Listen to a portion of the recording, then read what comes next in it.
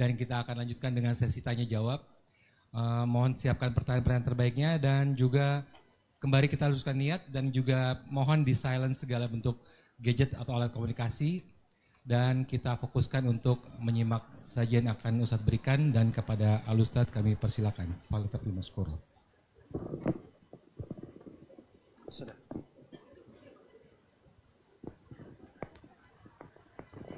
Bismillah. Assalamualaikum warahmatullahi wabarakatuh.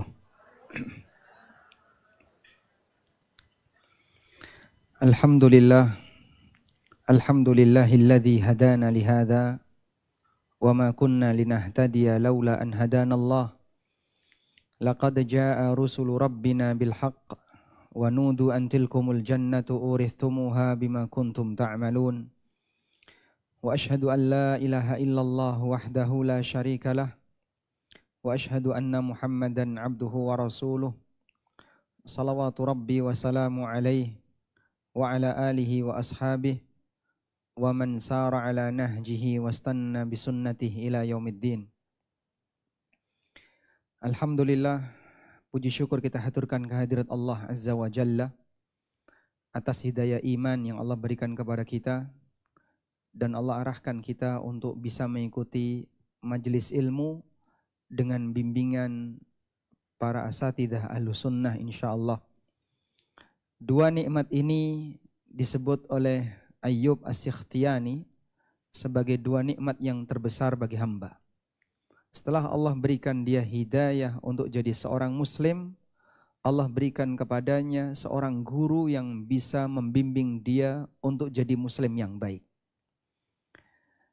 Kalau boleh kita buat ilustrasi sederhana kayak gini.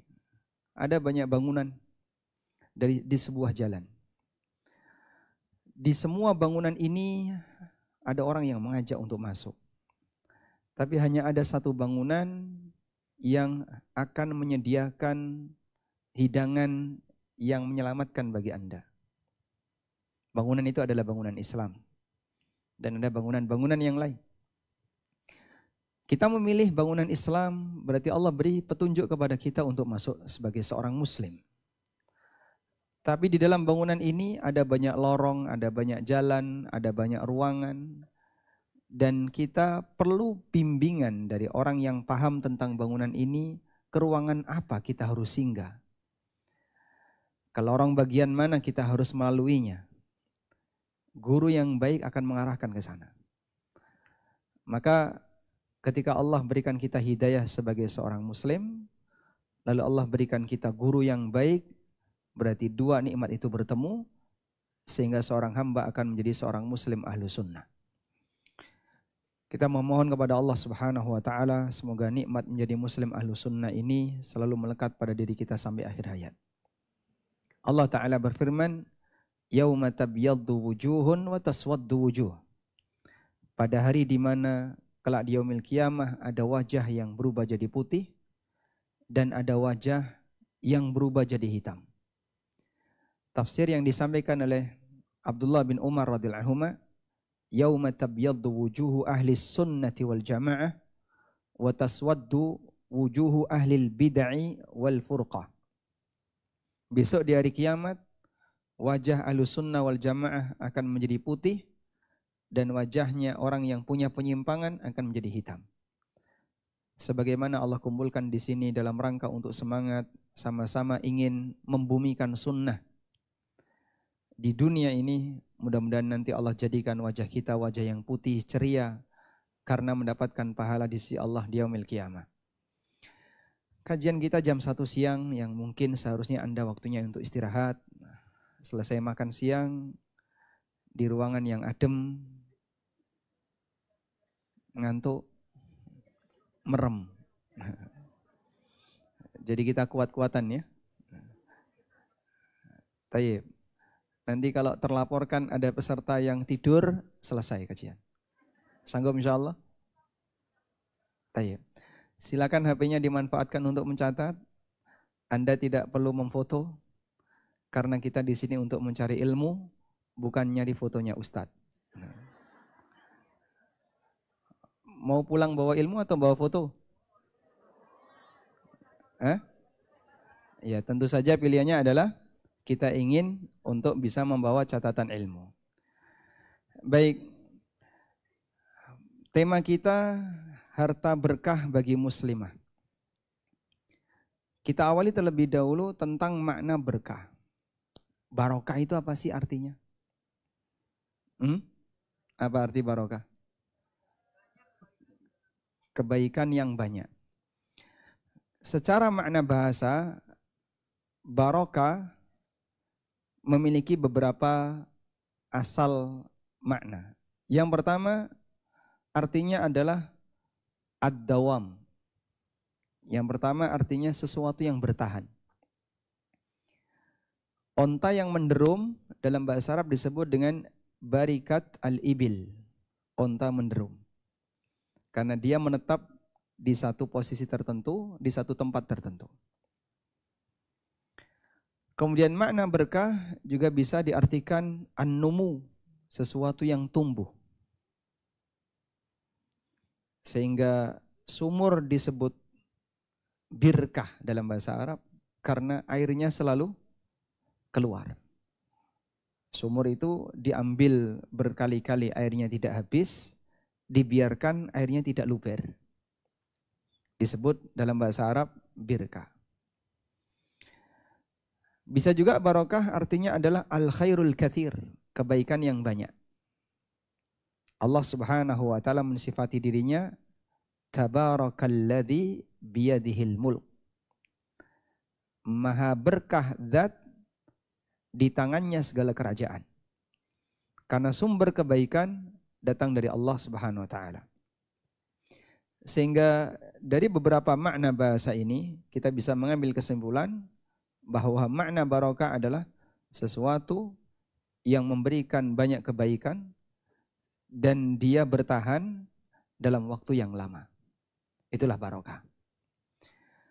Maka harta barokah berarti harta yang bisa banyak memberikan kebaikan dan harta itu bertahan. Kapan harta seorang hamba itu bertahan tanpa ujung? Ketika dia diterima oleh Allah sebagai amal saleh, maka dia akan menjadi harta yang abadi.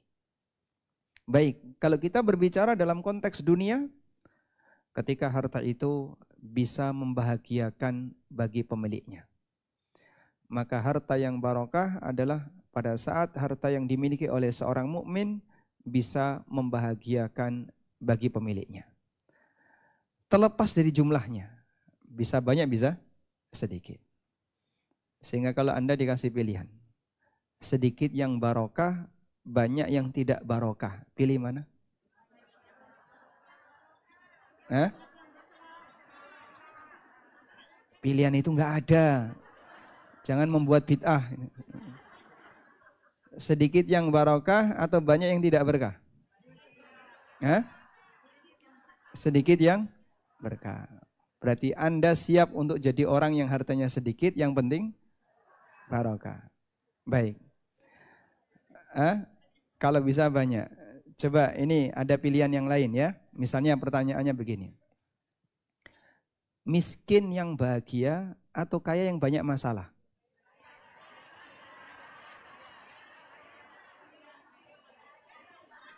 Coba, Bapak yang mana, Pak? Anda mau pilih jadi yang mana?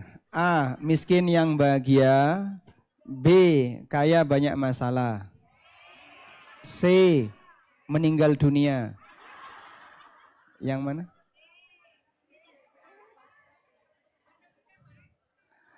Nggak, yang diinginkan dari harta itu apa?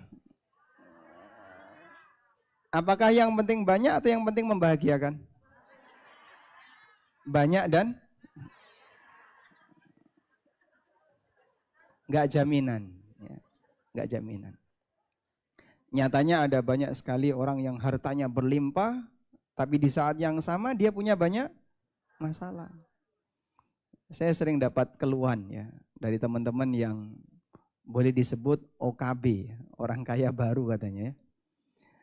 Jadi dia merasakan sesuatu yang berbeda. Begitu usahanya bangkit, kemudian semakin banyak disorot masyarakat, jadi viral, dia berurusan dengan pajak. Dan selalu sakit hati gara-gara pajak. Dia menyusun laporan pajak disiapkan selama sekian bulan. Setelah dilaporkan, mikir untuk persiapan laporan berikutnya. Sehingga dalam waktu 1 tahun, 6 bulan mikir persiapan buat laporan, 6 bulan berikutnya pusing membuat laporan. Jadi pusing tiap hari. Itu tanggung jawab orang yang kaya kalau di tempat kita. Makanya saya tanya ulang ya, pengen jadi miskin yang bahagia atau kaya yang banyak masalah? Yang mana? Kaya yang bahagia. Mudah-mudahan berhasil. Baik. Sekarang kita lihat di sini. Harta dalam Islam itu sesuatu yang dijaga. Mungkin Anda sudah mendapatkan PDF yang sudah kita sebarkan ya. Sudah ya? Baik. Harta dalam Islam termasuk di antara yang dihargai.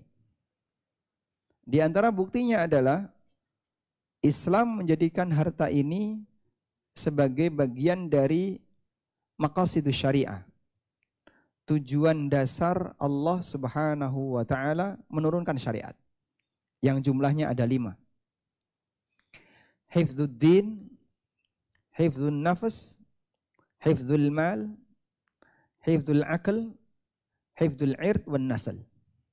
Menjaga agama, menjaga jiwa, menjaga harta, menjaga akal, menjaga kehormatan dan keturunan.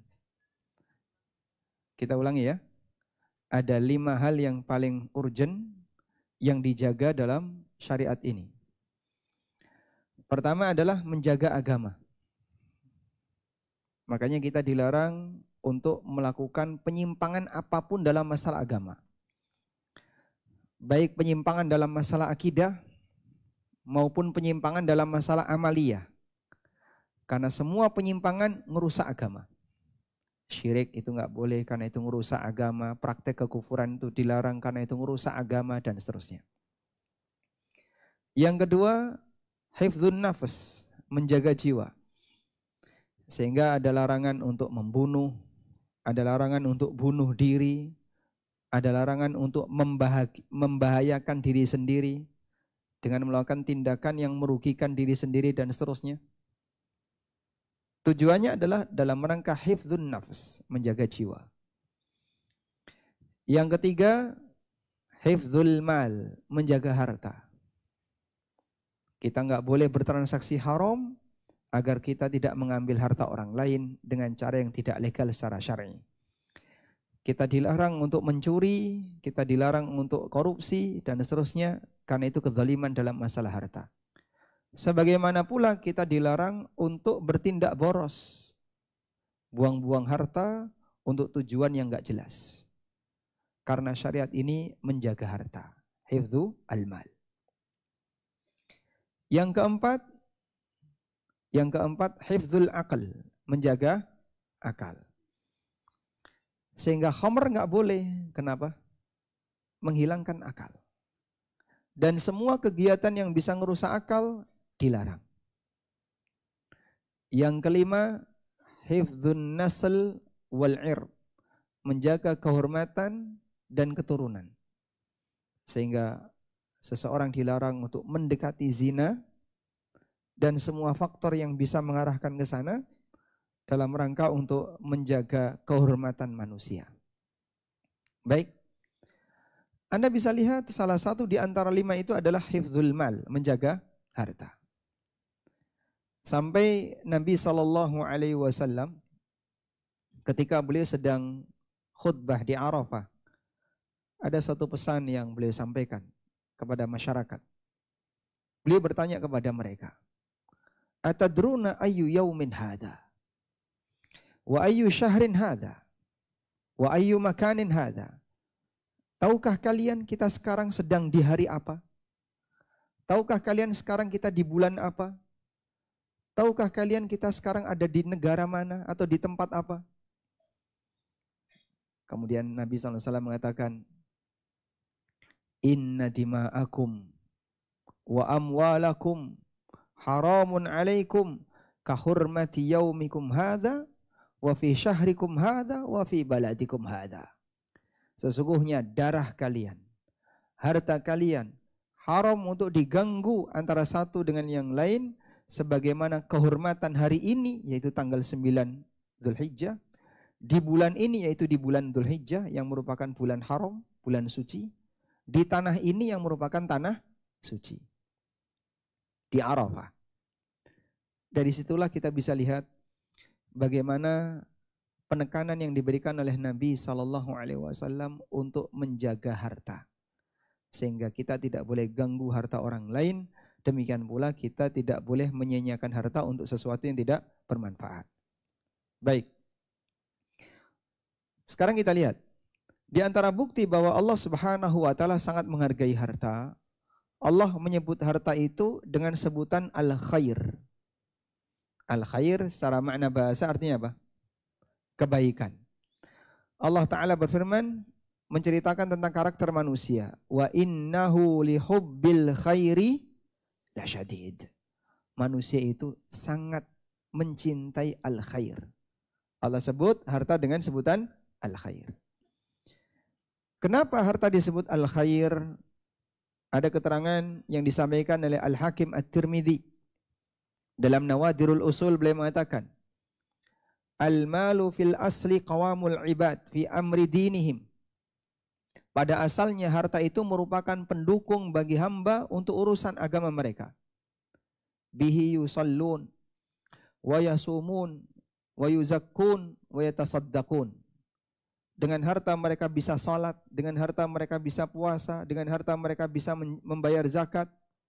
Wa yatasaddaqun, dan dengan harta mereka bisa sedekah. Fal abdanu la taqumu illa bihadzal mal, sehingga fisik hamba tidak akan bisa tegak dengan baik kecuali dengan harta. Wa a'malul arkani la taqumu illa bihadzal mal, demikian pula aktivitas manusia tidak akan bisa terwujud kecuali dengan modal harta. Fa hadzal mal ala ma wasafna haqiqun ayyusamma khaira. Maka harta dengan semua karakter ini layak untuk disebut al-khair, sesuatu yang baik. Nah, kalau Allah memberikan penghargaan kepada harta, maka kita sebagai hambanya harus menghargainya. Saya ulang ya. Jika Allah memberikan penghargaan kepada harta, maka kita sebagai hambanya harus berusaha untuk menghargainya. Bagaimana bentuk penghargaan terhadap harta tadi? Jaga harta itu dengan baik, jangan dimanfaatkan untuk sesuatu yang sia-sia, jangan dimanfaatkan untuk sesuatu yang tidak mendatangkan maslahat bagi dunia maupun akhirat.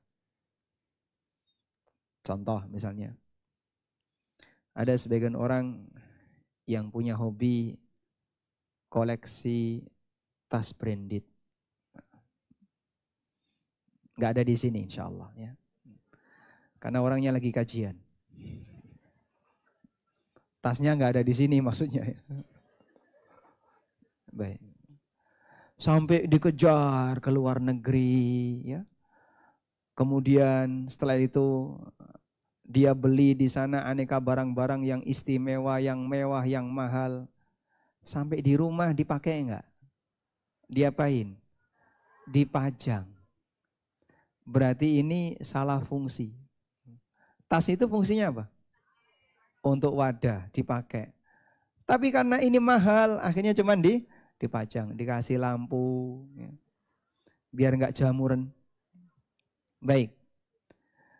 Ada juga sebagian orang yang dia suka punya koleksi perabotan. Ya. Masya Allah, lemarinya penuh dengan perabotan. Segelnya belum pernah dibuka. Suaminya mau pakai dimarahi. Wallahu alam, saya nggak tahu sebenarnya fungsinya itu apa. Kalau cuma hanya dipajang. Makanya bapak-bapak tolong ya. Saya pesan kepada bapak-bapak, kalau bapak beli lemari yang baru, segera diisi buku. Ya. Sebelum keduluan Tupperware. Karena kalau kosong itu Masya Allah, ibu-ibu kadang nggak betah. Wah, kosong diisi apa, diisi apa. Isinya cuman perabotan. Baik. Dalam Al-Quran Allah Subhanahu wa Ta'ala menyebut harta dengan malullah, harta Allah, karena Allah yang ngasih. Seperti firman Allah di surat An-Nur, wa atuhum mimmalillahi alladhi atakum. Berikan kepada mereka harta Allah yang telah Allah berikan kepada kalian. Allah sebut harta dengan dinisbahkan kepada nama Allah, malullah. Artinya itu adalah anugerah dari Allah Tuhanmu, maka manfaatkanlah sebaik mungkin. Dan masih banyak ayat-ayat yang semisal yang menunjukkan bagaimana penghargaan yang diberikan oleh syariat ini terhadap masalah harta. Baik, share screen-nya bisa nggak ini?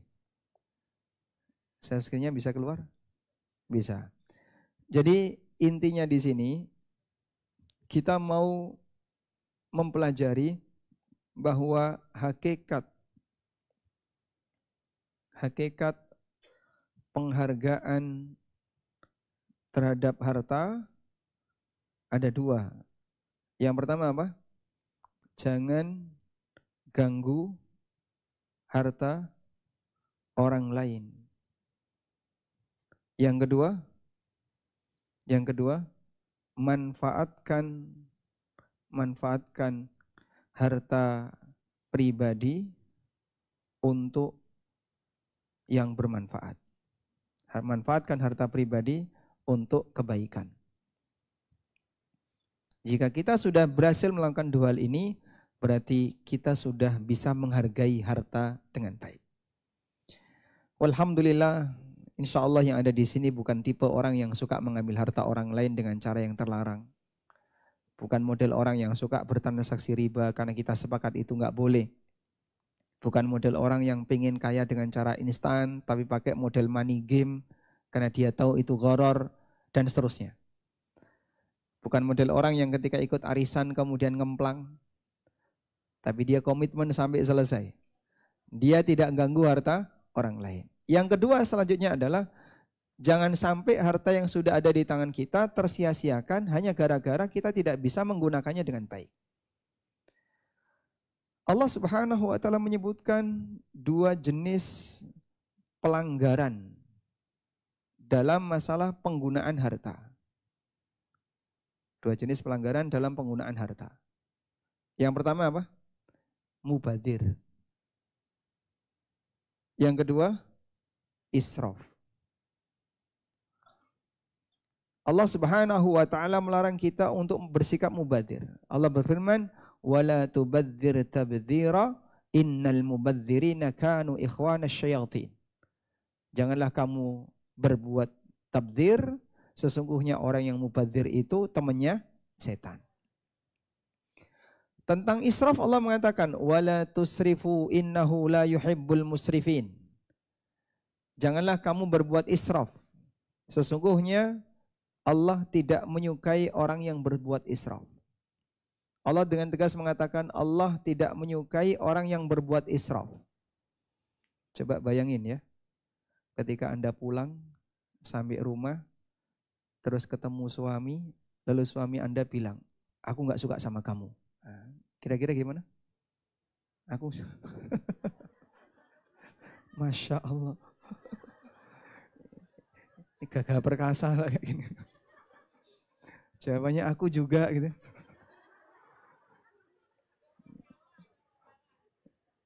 Masya Allah. Baik. Misalnya posisi seorang istri masih sangat butuh kepada suaminya. Pada waktu dia pulang, tiba-tiba suaminya bukain pintu terus langsung ngomong, "Aku nggak suka sama kamu." Kira-kira sedih nggak? Sedih. Coba bayangin ketika yang menyampaikan itu adalah Sang Pencipta. Allah mengatakan kepada kita, "Aku nggak suka sama kamu."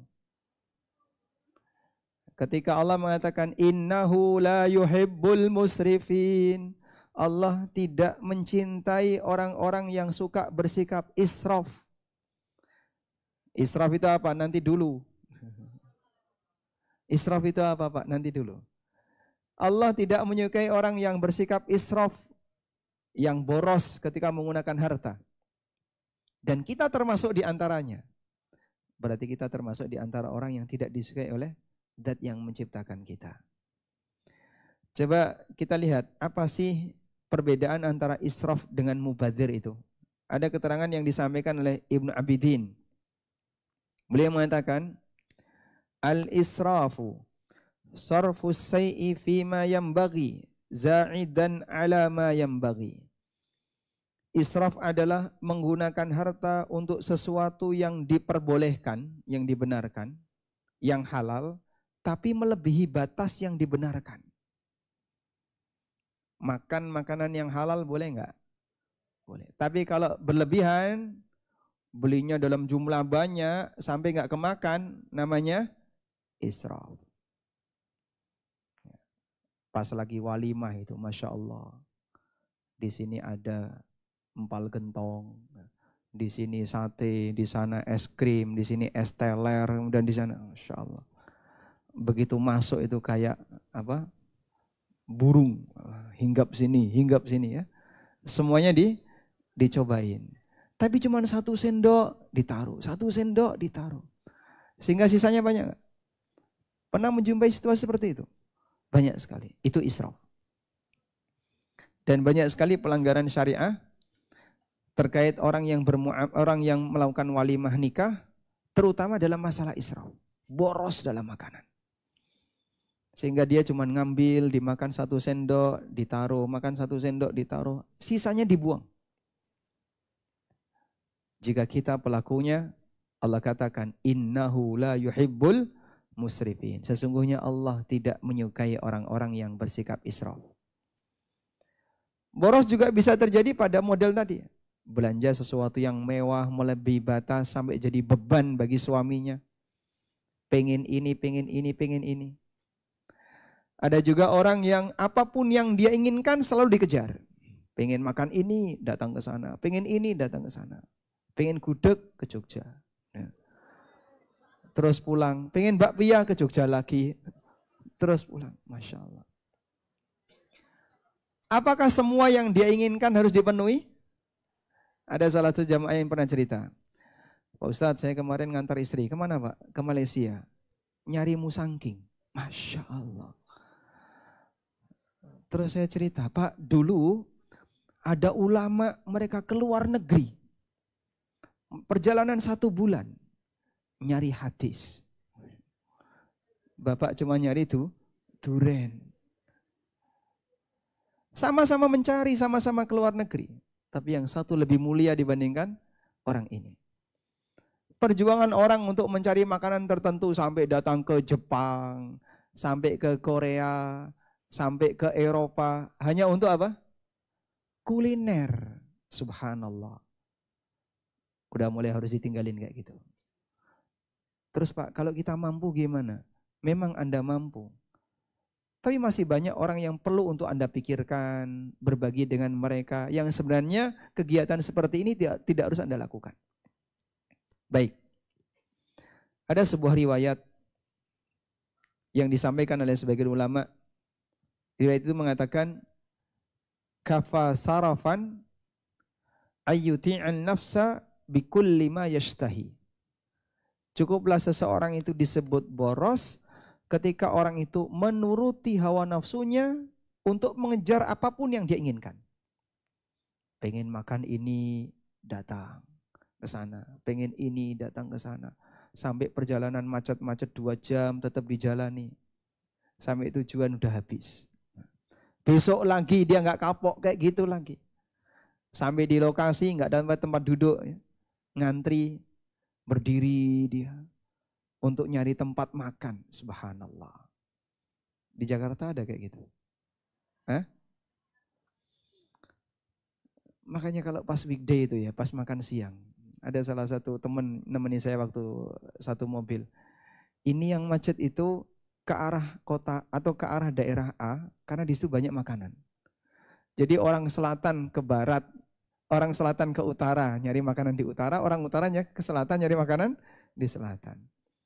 Dan itu yang bikin macet. Pas jam makan siang.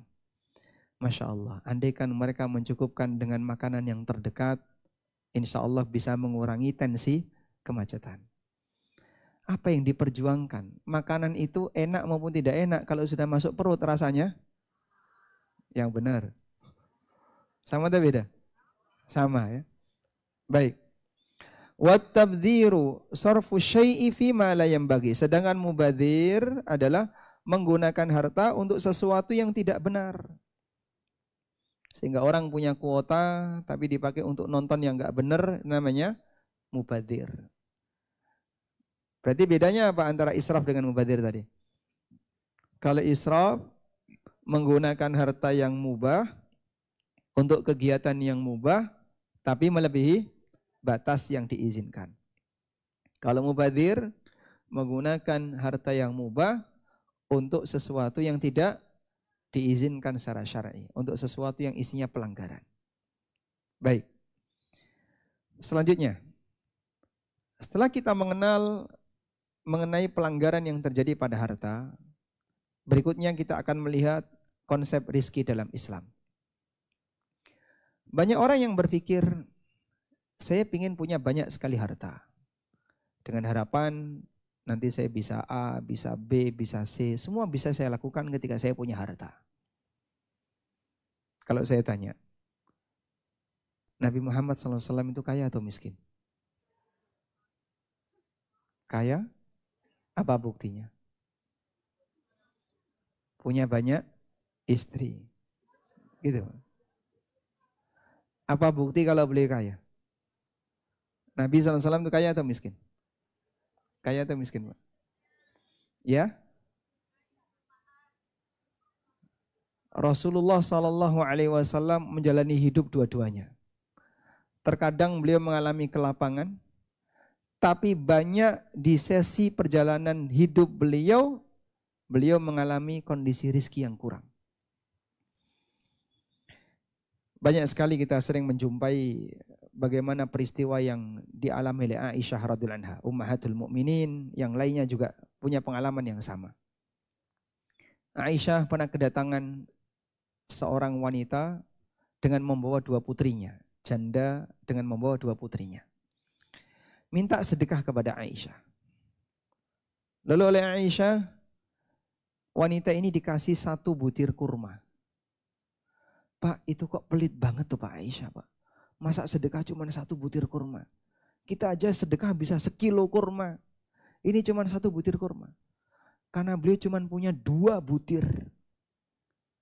Pernah nggak Anda mengalami di rumah nggak ada makanan selain 2 butir roti gitu pernah?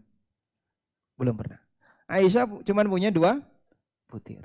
Yang 1 disedekahkan, yang 1 dia simpan. Wanita janda tadi kemudian membelah kurmanya jadi 2 dan dikasihkan ke 2 anaknya. Nabi SAW pernah pulang di pagi hari kemudian tanya, hal indakum min syai', apakah kamu punya sesuatu yang bisa dimakan?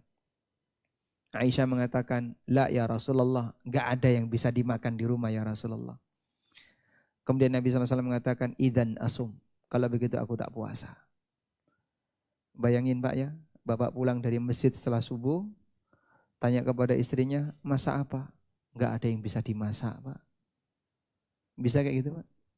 Mungkin di zaman sekarang enggak ada ya. Baik. Banyak sesi masa hidupnya Nabi SAW dalam kondisi beliau itu membutuhkan.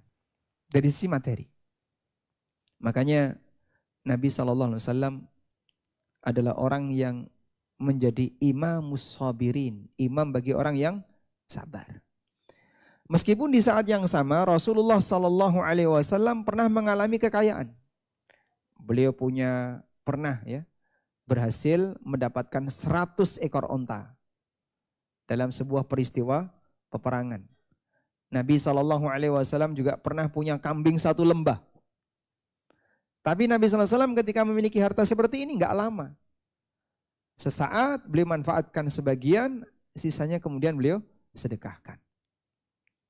Rumah Nabi SAW walaupun banyak, tapi rumah beliau sangat terbatas.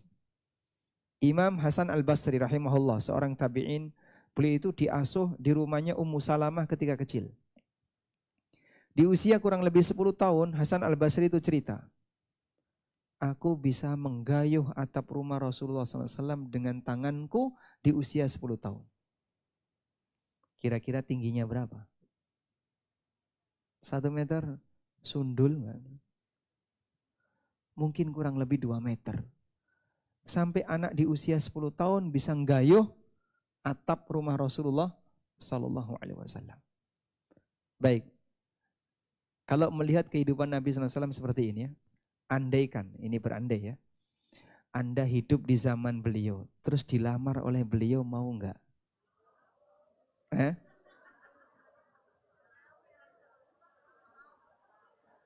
Sebentar Pak Ustadz, tak pikir dulu. Melihat bagaimana keterbatasan yang dialami ummahatul mukminin, mungkin banyak di antara wanita sekarang yang nggak sanggup. Masa saya sampai kayak gitu? Nggak ada yang dimasak, tidak punya sesuatu yang bisa dimakan. Tapi seperti itulah kehidupan beliau. Oleh karena itu, manusia yang paling mulia di alam ini bukanlah orang yang diberi kekayaan yang melimpah. Meskipun beliau Sallallahu Alaihi Wasallam dalam kondisi demikian, beliau tidak pernah punya rasa iri kepada raja yang kaya. Sampai satu ketika saat beliau tidur di sebuah gubuk, jadi Nabi SAW pernah melakukan ila. Ila itu apa ila? Ila. Pernah dengar istilah ila? Seorang suami bersumpah untuk tidak mendekati istrinya. Itu namanya ila. Nabi SAW mengilak seluruh istrinya selama 1 bulan. Akhirnya beliau tidak tidur di rumah, kemudian beliau tidur di sebuah gubuk yang ada di kebun salah satu milik orang Ansor. Para sahabat keluar masuk untuk menjenguk Rasulullah SAW. Hingga Umar radhiyallahu anhu ketika masuk, kemudian beliau melihat ke arah belakang di dapur, hanya ada sebuah mangkok isinya air, nggak ada makanan. Nabi SAW terbangun dalam posisi punggung beliau ngecap tikar yang dipakai untuk alas tidur. Umar menangis. Ditanya oleh Rasulullah SAW, "Ma yubkik?" Apa yang menyebabkan kamu menangis? Kemudian Umar mengatakan, "Ya Rasulullah, di sana ada raja Romawi yang seperti itu kondisinya, di sana ada raja Persia yang seperti itu kondisinya. Tapi Anda yang merupakan pemimpin kaum muslimin seperti ini keadaannya." Dan itu di akhir dari dakwah Nabi SAW. Apa yang dikatakan oleh Rasulullah SAW? "Ya Ibn al-Khattab, ama tarda in kana lahumud dunya walanal akhirah." Wahai Umar, tidakkah kamu ridho kalau mereka hanya punya dunia sementara kita punya akhirat? Beliau tidak merasa iri dengan orang yang lebih kaya, sehingga saat beliau ditunjukkan seperti itu, Nabi SAW tidak mengatakan, besok kita akan taklukkan Persia, kita akan taklukkan Romawi. Beliau tidak seperti itu. Tapi apa yang beliau katakan? Ama tarda in kana lahumud dunya walanal akhirah. Tidakkah kamu ridho jika mereka punya dunia sementara kita punya akhirat? Baik. Rasulullah SAW rizkinya telah ditanggung oleh Allah sebagaimana hamba yang lain. Semuanya telah dijamin oleh Allah Subhanahu Wa Taala. Oleh karena itu, rizki yang banyak maupun sedikit itu di luar pilihan hamba. Itu di luar pilihan hamba. Sehingga misalnya, Anda kalau ditanya, pengen jadi orang kaya yang bersyukur atau miskin yang sabar? Ijma kaya bersyukur. Sepakat ya. Cuman masalahnya tidak semua harapan terwujud. Saya sebenarnya pengen Pak jadi kaya bersyukur. Tapi kok miskin abadi ini gimana? Semiskin apapun Anda, semua jatah rezeki telah ditetapkan oleh Allah Subhanahu Wa Taala. Ibnu Katsir pernah menceritakan ada orang yang mengadu kepada Ibrahim bin Adham, seorang ulama generasi tabi'in. Orang ini mengadukan jumlah anaknya yang banyak sehingga dia keberatan untuk nanggung nafkah bagi anak-anaknya. Apa kata Ibrahim bin Adham?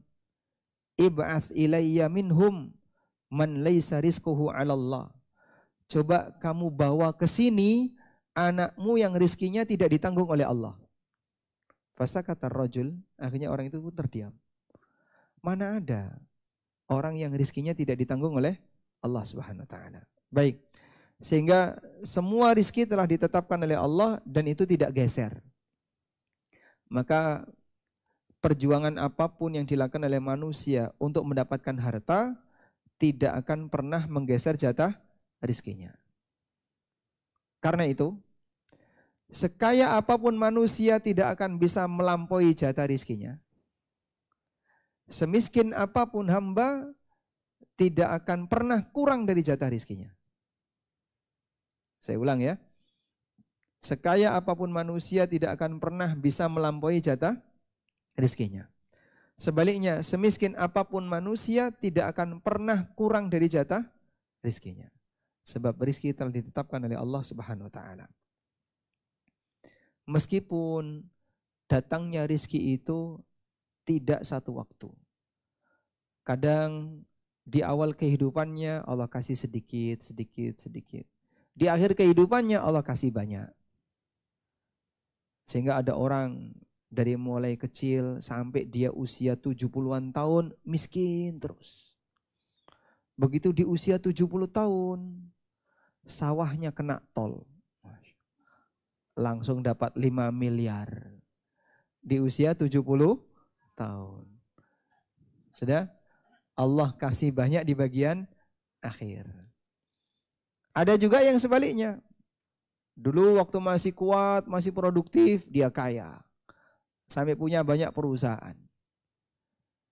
Kemudian perusahaannya berangsur-angsur menurun sampai bangkrut satu demi satu, terjual, hingga di akhir usianya dia miskin. Di usia 70 tahun dia nggak punya apa-apa. Tinggal sepeda yang dia bawa kemana-mana. Baik, kira-kira kalau Anda dikasih pilihan, pengen jadi orang waktu muda kaya, tua miskin, atau waktu muda miskin, tua kaya?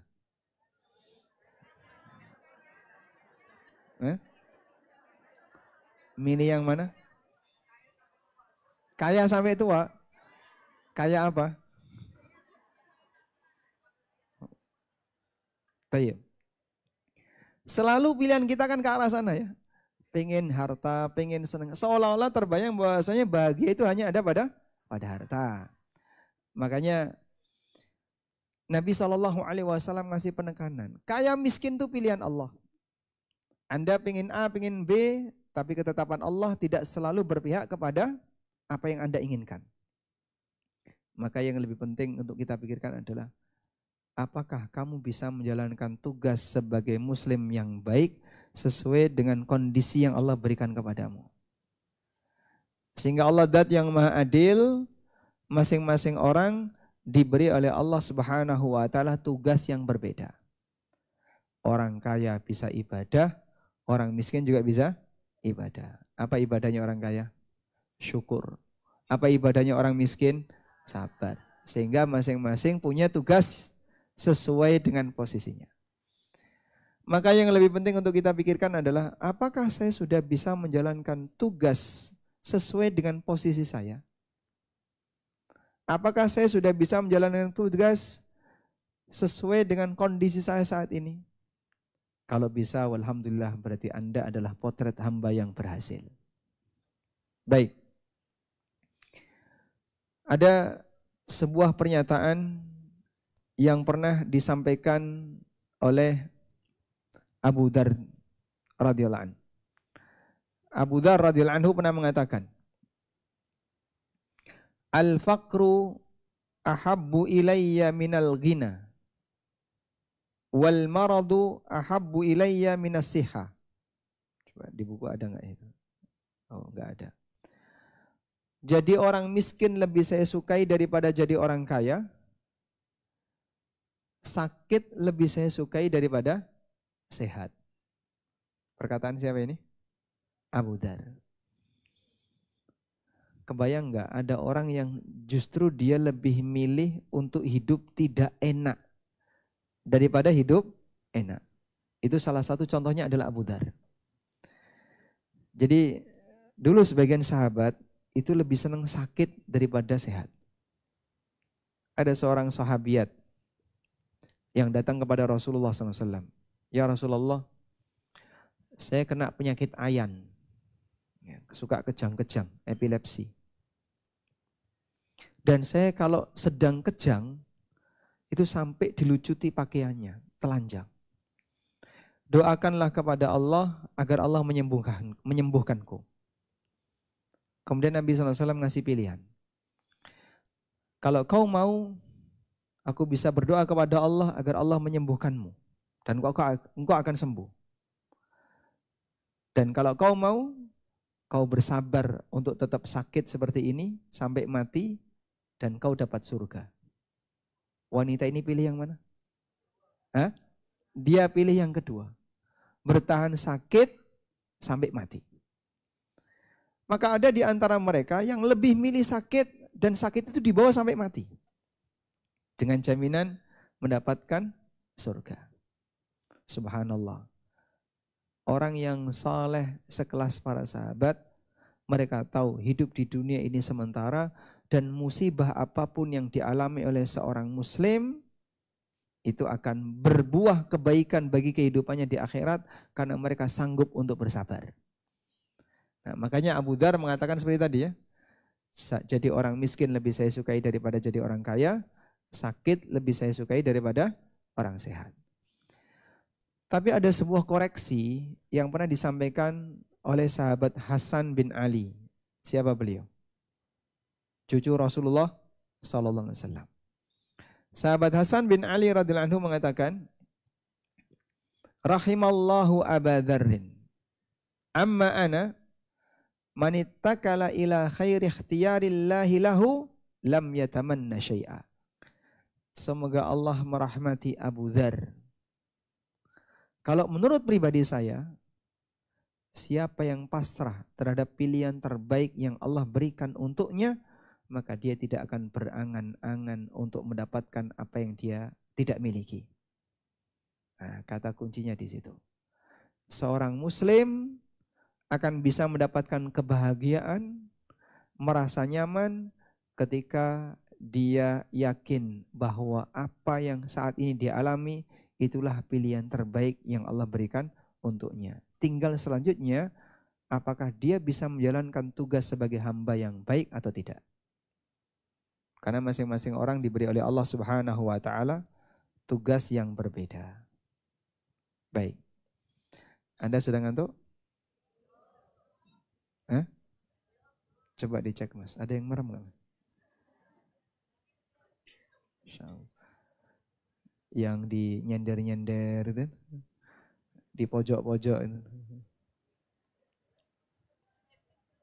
Baik. Itu kertas banyak sekali kamu. Amanah. Mau dibacakan saja atau dibawa pulang? Masih tambah terus? Hal mim mazid? Baik. Baik, saya kira kalau materi terlalu panjang mungkin akan membuat Anda jadi merem. Maka untuk materinya sampai di sini. Selanjutnya nanti kita mau buka banyak pertanyaan. Nanti dibacakan saja. Siap, insya Allah. Boleh ini dulu. Nah, diselang-seling boleh. Baik, jadi pertanyaan yang masuk itu kertas 1 rem ada nggak itu? Setengah rem kayaknya. Setengah rem. Karena cukup banyak, jadi mungkin kita bacakan sebagian biar Anda tidak bosan dengan materi ya. Baik, silakan Mas. Bismillahirrahmanirrahim. Mohon izin Anda bacakan pertanyaan Ustaz. Assalamualaikum Ustaz.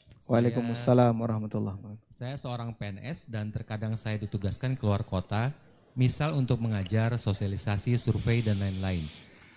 Kegiatan safar ini biasanya 3-5 hari.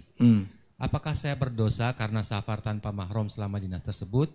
Dan kedua, apakah halal honor yang saya terima atas penugasan tersebut jika perjalanan dinas tersebut dihukumi haram karena tanpa mahram? Baik. Apakah saya berdosa ketika saya safar tanpa mahram untuk tugas tersebut? Jawabannya, Anda melanggar sabda Nabi SAW. Melanggar sabda Nabi SAW, ya kita bisa sebut perbuatan maksiat.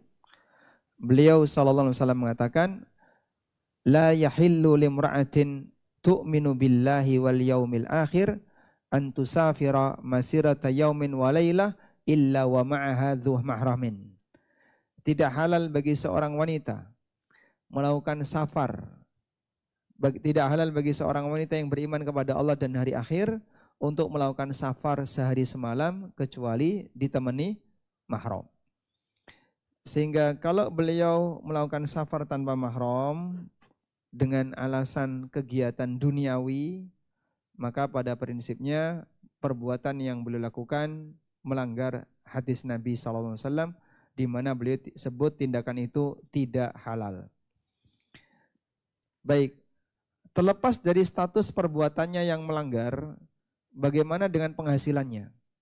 Kalau penghasilannya selama aktivitas yang beliau lakukan adalah aktivitas yang mubah, seperti mengajar atau misalnya jadi konsultan atau menghadiri rapat yang mubah, maka insya Allah untuk insentif yang beliau dapatkan, kemudian gaji yang beliau dapatkan statusnya halal, meskipun beliau melakukan perbuatan yang terlarang.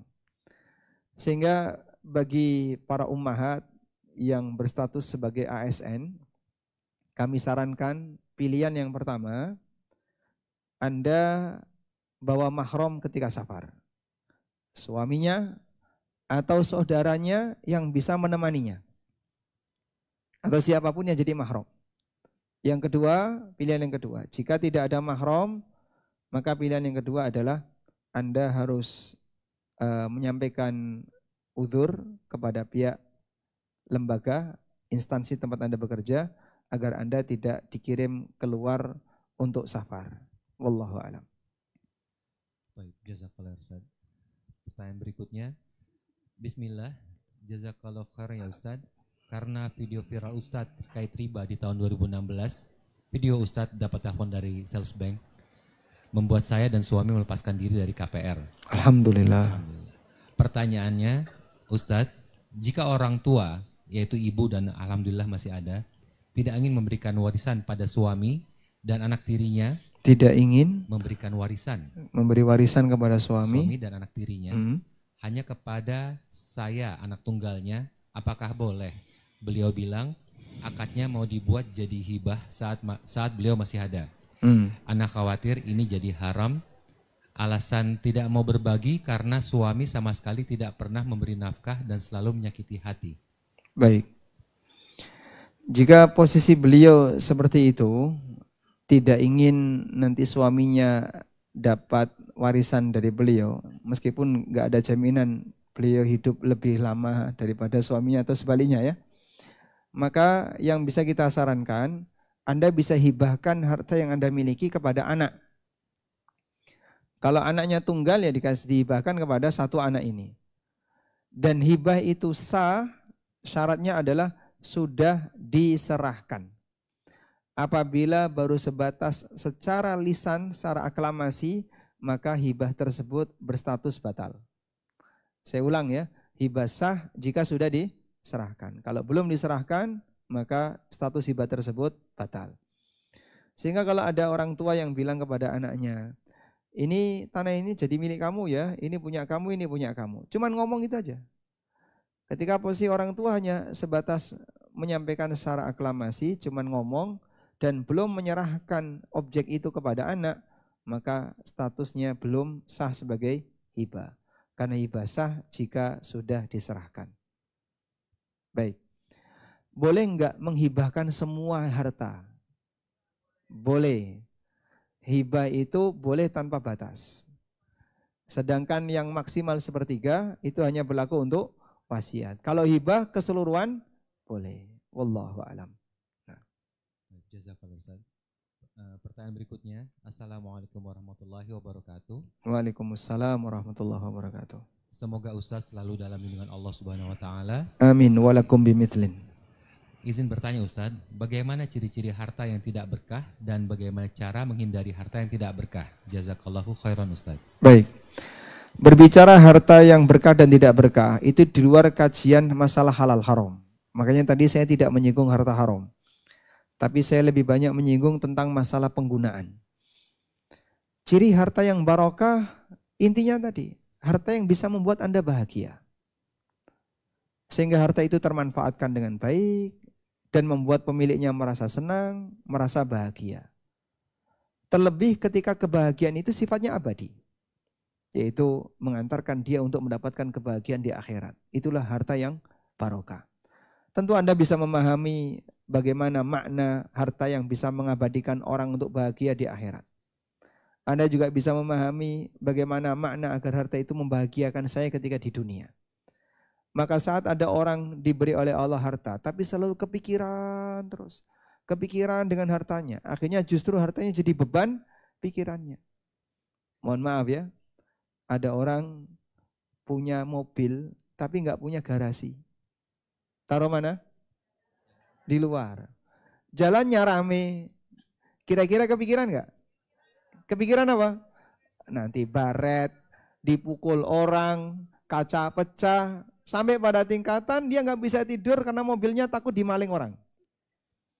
Jadinya gimana ini? Dia menjaga mobilnya, melayani mobilnya, bukan mobilnya melayani dia. Padahal seharusnya harta itu gimana? Harta itu melayani kita, bukan kita yang melayani harta. Maka jangan dibalik. Sehingga kalau sampai ada orang dengan punya harta kok terus malah kepikiran, saya kok jadi nggak tenang ya. Ada orang misalnya ngerawat sapi, sapinya mahal, atau ngerawat binatang piaraan, dan itu terlalu mahal, kepikiran terus. Nah, berarti hartanya justru jadi beban bagi dia. Kemarin saya sempat nonton video ya, ada orang ngerawati ikan hias, sakit, terus nelpon dokter hewan, jam 2 malam harus dilakukan tindakan, Masya Allah. Terus dokternya bilang, saya mau berusaha untuk mengobati itu ikan dari mulai jam 2 sampai subuh. Baru selesai. Masya Allah. Kayak orang baru lahiran. Baik. Di mana sisi kebahagiaannya? Binatang piaraan itu telah menyita banyak waktunya. Coba kalau ikan itu dimakan. Selesai sudah. Dia tidak akan kepikiran terlalu jauh. Dulu sempat ada aneka bunga dengan ragam yang warna-warni dan harganya mahal ya. Nah, ada istri atau suami itu baru beli bunga, mahal tadi. Terus suaminya beli kambing. Nah, ternyata dikasih apa? Dimakan sama kambing itu. Masya Allah, istrinya emosi karena bunganya mahal. Itu contoh orang yang dia punya harta dengan nilai yang mahal, tapi justru membuat dia selalu kepikiran. Makanya jangan sampai harta yang kita punya justru membuat kita malah terbebani dengan harta tersebut. Wallahu a'lam. Baik, jazakallah Ustaz. Pertanyaan berikutnya. Assalamualaikum Ustaz. Waalaikumsalam warahmatullahi wabarakatuh. Suami saya masih belum berada di jalan sunnah ini. Dalam mencari rezeki masih bercampur dengan riba. Sebagai seorang istri yang baru belajar di jalan sunnah ini, harus bersikap bagaimana ya Ustadz? Karena saya tidak bekerja, saat ini masih dalam tanggungan nafkah suami. Apa yang mesti saya lakukan berkaitan dengan problematika ini Ustadz? Mohon arahannya Ustadz. Jazakallah khairan ya Ustadz. Wassalamualaikum. Waalaikumsalam warahmatullahi wabarakatuh. Yassarallahu umurakum. Pertama begini ya. Ketika Anda diberi oleh Allah hidayah, mau belajar sunnah, mengenal kegiatan-kegiatan sunnah, amalan-amalan yang sesuai sunnah. Itu anugerah yang luar biasa. Dan mungkin dalam rumah tangga Anda adalah orang yang pertama kali mengenal sunnah. Suami belum mengenal, orang tua mungkin juga belum dekat dengan kajian-kajian sunnah, belum kenal dengan yang namanya kajian akidah dan tauhid. Kemudian Anda memberikan pengaruh kepada mereka secara intens sampai mereka tertarik untuk melakukannya. Hingga kemudian sang suami hijrah disebabkan karena pengaruh istrinya. Kan cukup banyak kayak gitu ya. Suaminya hijrah karena pengaruh istrinya. Ini suami dulu nggak pernah sholat ke masjid. Bahkan sholatnya bolong-bolong. Ini suami nggak pernah hadir kajian. Sekarang Masya Allah rajin antar jemput ustadz. Masya Allah. Kas kajian istirahat. karena capek nyetir, Pak. Jadi terjadi perubahan pada suaminya karena pengaruh istrinya. Maka tolong dipahami, ketika Anda menjadi sebab perubahan suami, sehingga beliau jadi lebih baik, mau sholat berjamaah, rajin kajian, semua ketaatan itu istri dapat pahala. Karena dialah yang pertama kali menjadi sebab istrinya dapat hidayah. Sehingga ketika suami Anda berubah, yang awalnya dulu, oh bapak itu dulu jarang ke masjid, bahkan kadang Jumatan saja ditinggalkan. Sekarang rajin ke masjid 5 waktu, selalu sholat jamaah. Maka yang sebelumnya nggak pernah sholat jamaah, tiba-tiba rajin sholat jamaah karena pengaruh istrinya, semua kegiatan sholat jamaah suami ini, istri dapat pahalanya. Pengen nggak jadi kayak gitu? Nah, jadilah pioner dalam kebaikan di rumah tangga. Insya Allah ketika Anda berhasil melakukannya, Anda dapat pahala dari semua orang yang mengikuti Anda. Baik, selanjutnya berkaitan dengan masalah sumber pendapatan tadi. Sang suami belum bisa hijrah secara maksimal, masih bercampur dengan riba. Saya nggak tahu apa yang dimaksud masih bercampur dengan riba. Jika maksudnya beliau bekerja di lembaga ribawi, maka istri harus lebih serius untuk memberikan tekanan bagi sang suami agar beliau mau resign. Sampaikan ya, abang nggak usah khawatir. Saya lebih kuat ketika bapak datang dengan membawa harta yang halal walaupun sedikit. Tapi aku tidak kuat dengan panasnya api neraka. Nah, kasih motivasi seperti itu agar sang suami siap untuk meninggalkan sesuatu yang haram. Ada satu cerita. Sudah pernah tahu ceritanya belum? Hah? Oh, belum cerita ya. Nah. Jadi kejadiannya, kisah ini ada di zaman Hasan Al-Basri. Hasan Al-Basri itu tinggal di mana? Di Basrah. Basrah itu di Irak. Sehingga beliau bukan penduduk kota Mekah maupun Madinah. Suatu ketika beliau melakukan haji. Sesampainya di kota Mekah, beliau ketemu dengan penjual kain. Begitu Imam Hasan Al-Basri ini mendekat, Masya Allah, si penjual kain ini memuji barangnya berlebihan. Kisanak beruntung ketemu dengan kami. Kalau sampai Anda tidak membeli kain kami, nanti kamu pulang dalam keadaan menyesal. Wah, kain kami adalah kain yang paling bagus, top marko top, yes mari yes. Udah. Pokoknya nggak ada cacat. Ya. Akhirnya beliau merasa, wah ini nggak beres ini orangnya. Terlalu berlebihan dalam memuji barang. Ditinggal. 2 tahun berikutnya, Imam Hasan Al-Basri berangkat lagi untuk haji. Dan beliau ketemu dengan penjual kain yang sama. Tapi kali ini cara dalam menawarkan barang sangat sopan, santun, dengan lembut, dia menyampaikan tutur katanya, tidak terlalu memaksa. Maka Imam Hasan Al-Basri penasaran, ini kok ada perubahan seperti ini, sebabnya apa? Apa karena sudah nonton roja? Ya? Atau sudah ikut kajian sunnah? Atau bagaimana? Akhirnya ditanya, "Duh, kamu kan orang yang dulu pernah jualan kain di sini." Betul. Kok sekarang berubah, itu ada apa? Kemudian lelaki ini, si penjual kain ini bercerita. Jadi begini Kisanak. Lah apa panggilannya?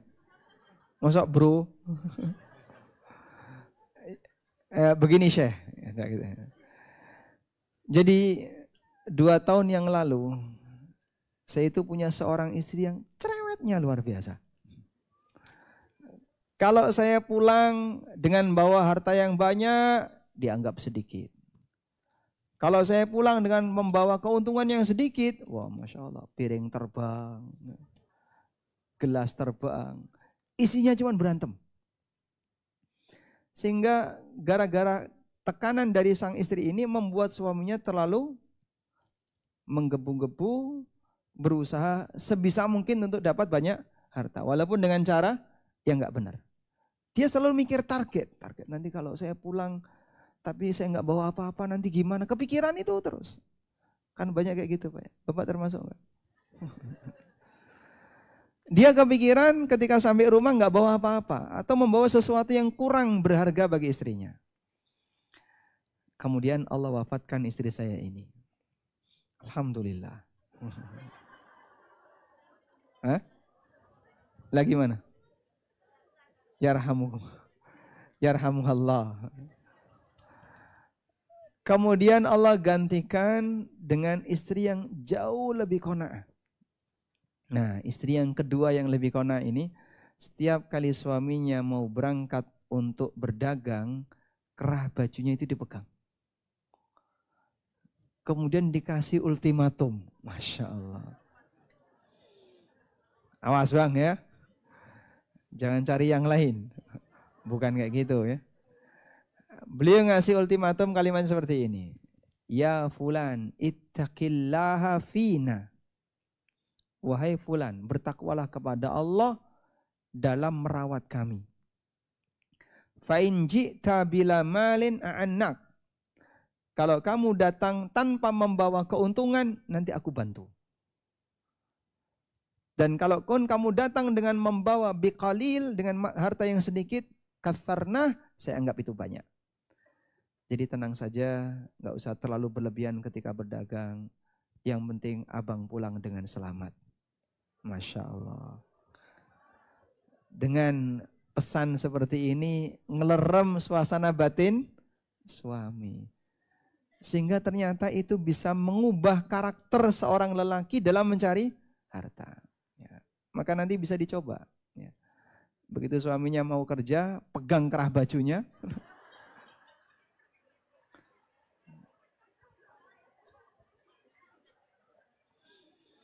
Tangan kanan ada di kerah baju suami, pisau ada di tangan kiri.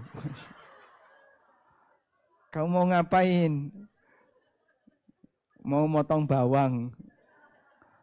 Baik, sampaikan pesan moral kepada suami, tunjukkan bahwasanya Anda memberikan dukungan yang baik untuk suami, mencintai suami dengan tulus, dan berharap semoga suami selamat dunia akhirat, juga bisa menyelamatkan keluarganya dunia akhirat.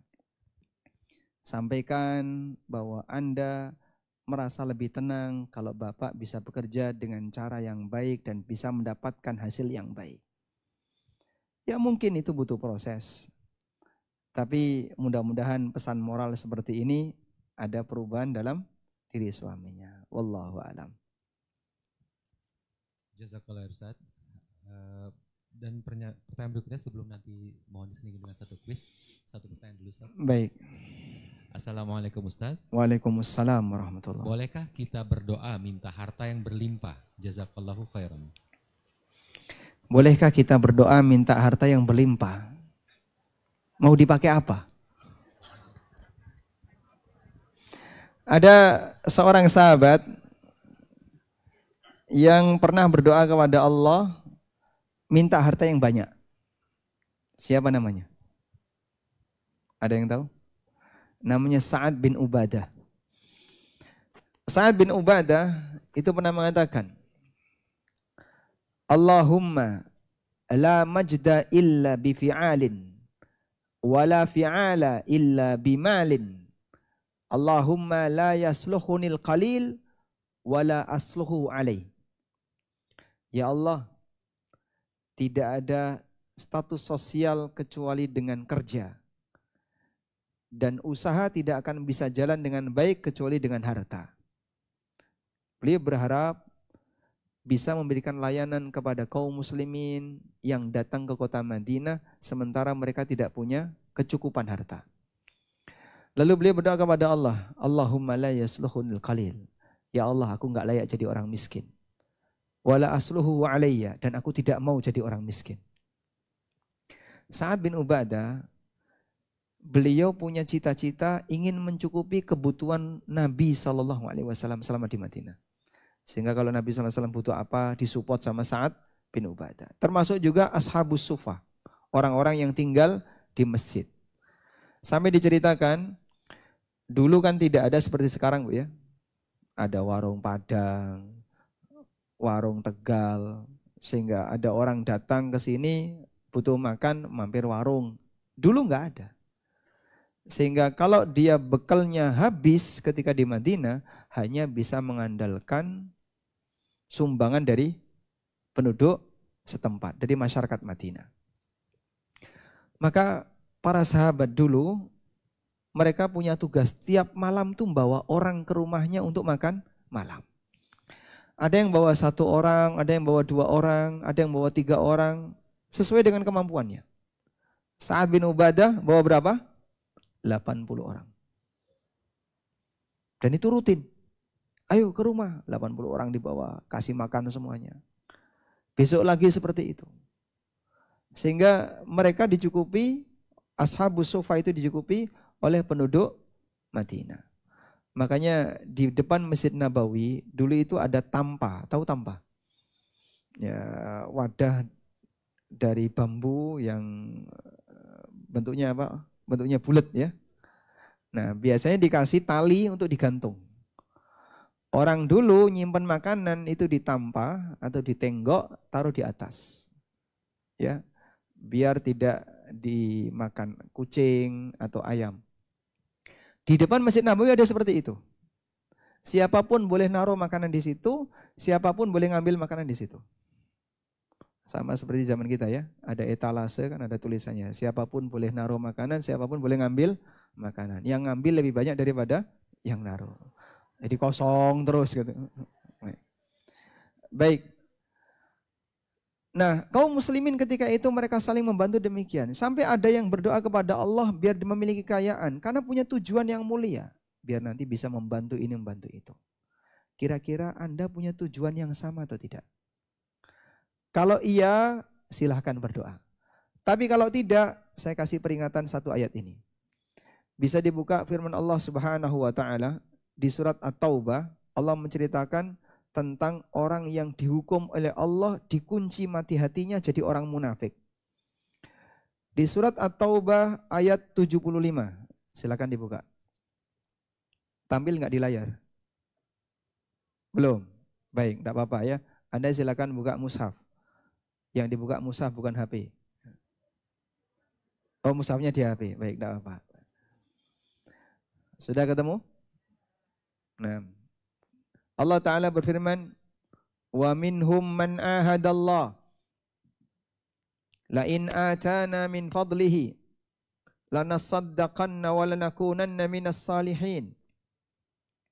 Di antara orang munafik itu ada orang yang berjanji di hadapan Allah, la in atana min fadlihi, kalau Allah memberikan kekayaan kepada kami, lanasaddaqanna wa lanakunanna minas salihin, maka aku akan sedekah yang banyak dan aku akan jadi orang soleh dengan hartaku. Kalau Allah jadikan aku sebagai orang kaya, aku akan rajin sedekah dan aku akan jadi orang soleh.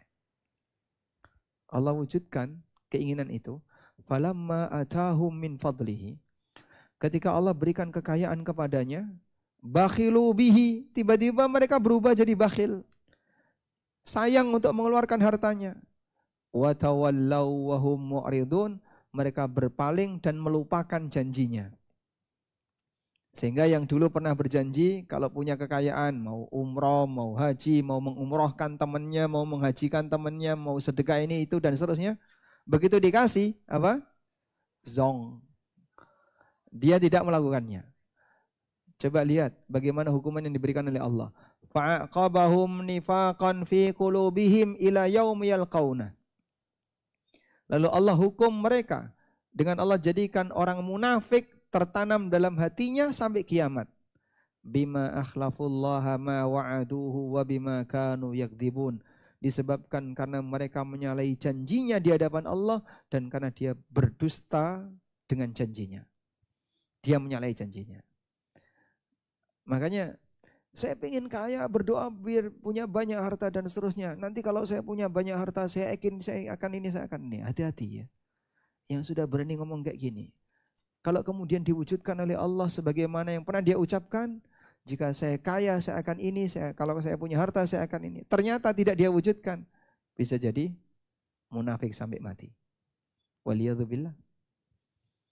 Makanya bolehlah punya harapan-harapan yang tinggi, tapi bisa mengukur diri. Sehingga yang lebih penting bukan minta harta yang berlimpah, tapi yang lebih penting adalah minta harta yang berkah. Itu beda. Baik, Anda sering nggak berdoa minta umur panjang? Sering? Saya doakan semoga Anda umurnya 200 tahun. Nggak mau? Kenapa? Hah? Kepanjangan. Lah maunya berapa? 100 saja. Nah, kita doakan semoga usianya 100 tahun. Kenapa nggak mau? Hah? Temennya sudah nggak ada, Ustaz. Masa tinggal aku sendirian? Sehingga misalnya sekarang gen apa sekarang? Gen Z. Ya. Habis gen Z, gen alpha. Yang umur 100 tahun tuh gen apa jadinya? Temennya udah nggak ada semuanya. Sehingga bukan minta umur panjang yang penting, tapi minta apa? Umur yang barokah. Sama atau beda? Beda. Umur yang berkah adalah Allah berikan kita usia yang memberikan banyak manfaat. Maka baik panjang maupun pendek, ketika dia bisa banyak memberikan manfaat, dia diberi oleh Allah umur yang kedua. Umur kedua itu apa? Ketika yang bersangkutan sudah meninggal dunia tapi pahalanya tidak putus. Baik, sebutkan ulama yang umurnya pendek tapi karyanya banyak. Imam Nawawi, beliau usianya berapa? 45 tahun. Tapi Anda lihat, Arba'in Nawawi, Riyadus Salihin, terus kitab apa lagi? Karya Imam Nawawi yang Anda punya. Ya, mungkin yang banyak ini ya, Arba'in Nawawi, Riyadus Salihin. Ada kitab Al-Majmu' Syarah Muhadzab. Ada kitab lagi Raudhatut Talibin. Dan Syarah Sahih Muslim. Masih banyak kitab-kitab beliau yang lain. Kitabnya Nawawi berjilid-jilid, tebal-tebal. Umurnya cuma 45 tahun. Imam Syafi'i umurnya berapa? Kebalikan Imam Nawawi, 54 tahun. Beliau lahir tahun 150, meninggal 204. 150, 204. 54 tahun. Karyanya, Masya Allah, kepake sampai sekarang. Maka yang lebih penting bukan harta banyak, umur panjang, tapi yang lebih penting adalah keberkahan, kemanfaatan dari apa yang kita miliki. Wallahu a'lam. Jazakallah Ustaz, mungkin ada kuis yang Kuisnya. Baik. Kuis yang pertama. Hadiahnya ada di mana? Di panitia akhwat. Oh, di panitia. Langsung diberikan kepada yang menjawab. Siapa yang merasa suaminya sangat baik hati? Masya Allah. Masih banyak yang nggak angkat tangan kok.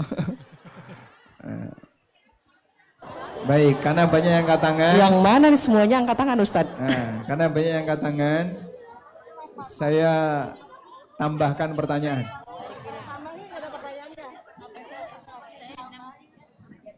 Siapa yang pernah apa, Pak?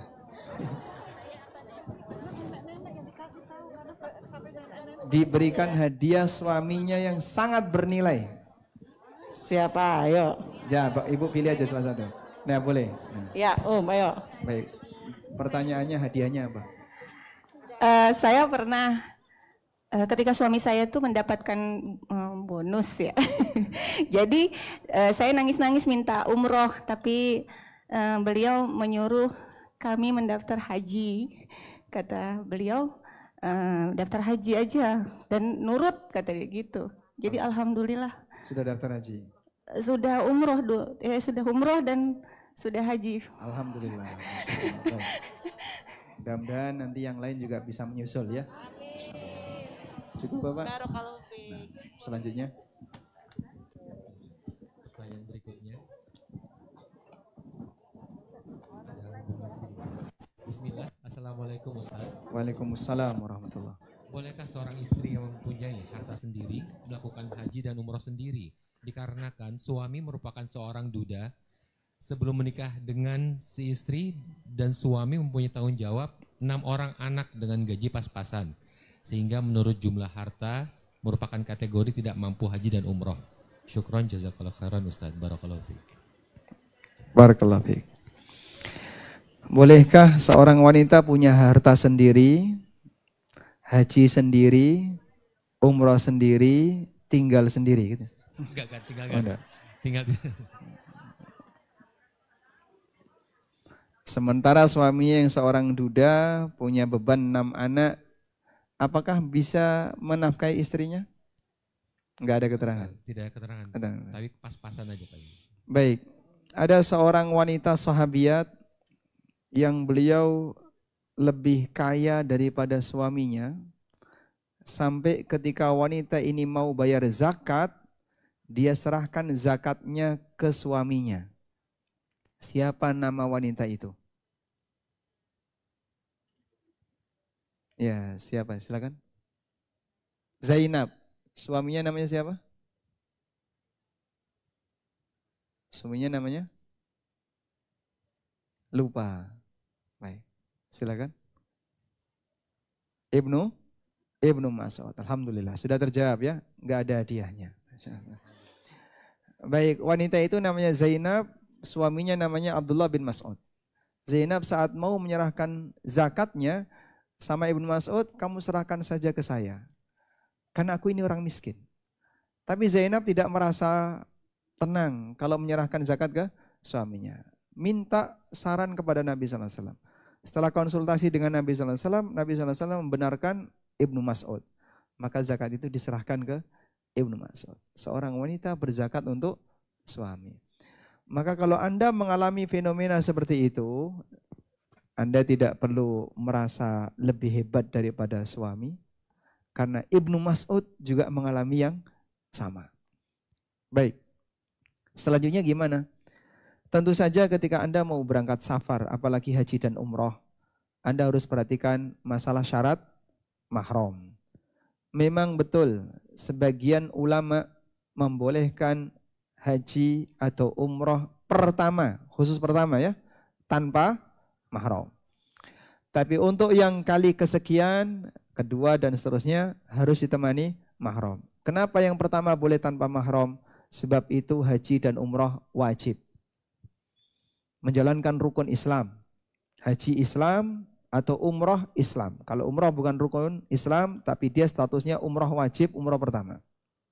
Selanjutnya, pada posisi ini, maka si wanita jika tidak bisa berangkat dengan mengajak mahramnya, dia boleh berangkat sendiri. Terus kalau yang lebih dari itu, jika ternyata suaminya nggak mampu, pilihan dia dua. Satu, dia berangkat dengan membiayai suaminya. Atau yang kedua, dia tidak berangkat. Begitu ya. Sehingga kalaupun misalnya tidak ada yang menemani, tidak perlu dipaksakan. Dulu setelah wafatnya Nabi SAW, Ummahatul Mukminin itu bertahan selama bertahun-tahun untuk tidak berangkat haji. Sampai di zaman Umar bin Khattab radhiyallahu anhu, setelah masa kekhalifahan beliau sekian tahun, beliau menawarkan program menghajikan semua Ummahatul Mukminin. Semuanya berangkat kecuali 2 orang. Yang pertama, Saudah bintu Zam'ah. Dan yang kedua, Zainab bintu Jahash. Saudah beralasan, aku sudah pernah berhaji bersama Nabi SAW dan cukup itu saja. Karena beliau tidak ingin keluar rumah dalam waktu yang panjang. Walaupun ketika itu bersama rombongan kaum muslimin yang lain. Dan Aisyah ketika itu turut berangkat. Baik, sehingga ada sebagian di antara ummahatul mukminin yang mereka itu jarang keluar rumah. Terutama Saudah bintu Zam'ah, sampai diceritakan Saudah itu sangat jarang keluar rumah sampai jasadnya yang dikeluarkan dari rumahnya. Alias dimakamkan, beliau wafat. Radhiyallahu anha wa ardhaha. Oleh karena itu kami sarankan Anda tahan keinginan untuk haji dan umrah ketika Anda punya kelebihan harta, jika tidak ada mahram. Kecuali kalau Anda bisa membiayai suami sehingga nanti Anda bisa berangkat bareng bersama beliau. Wallahu a'lam.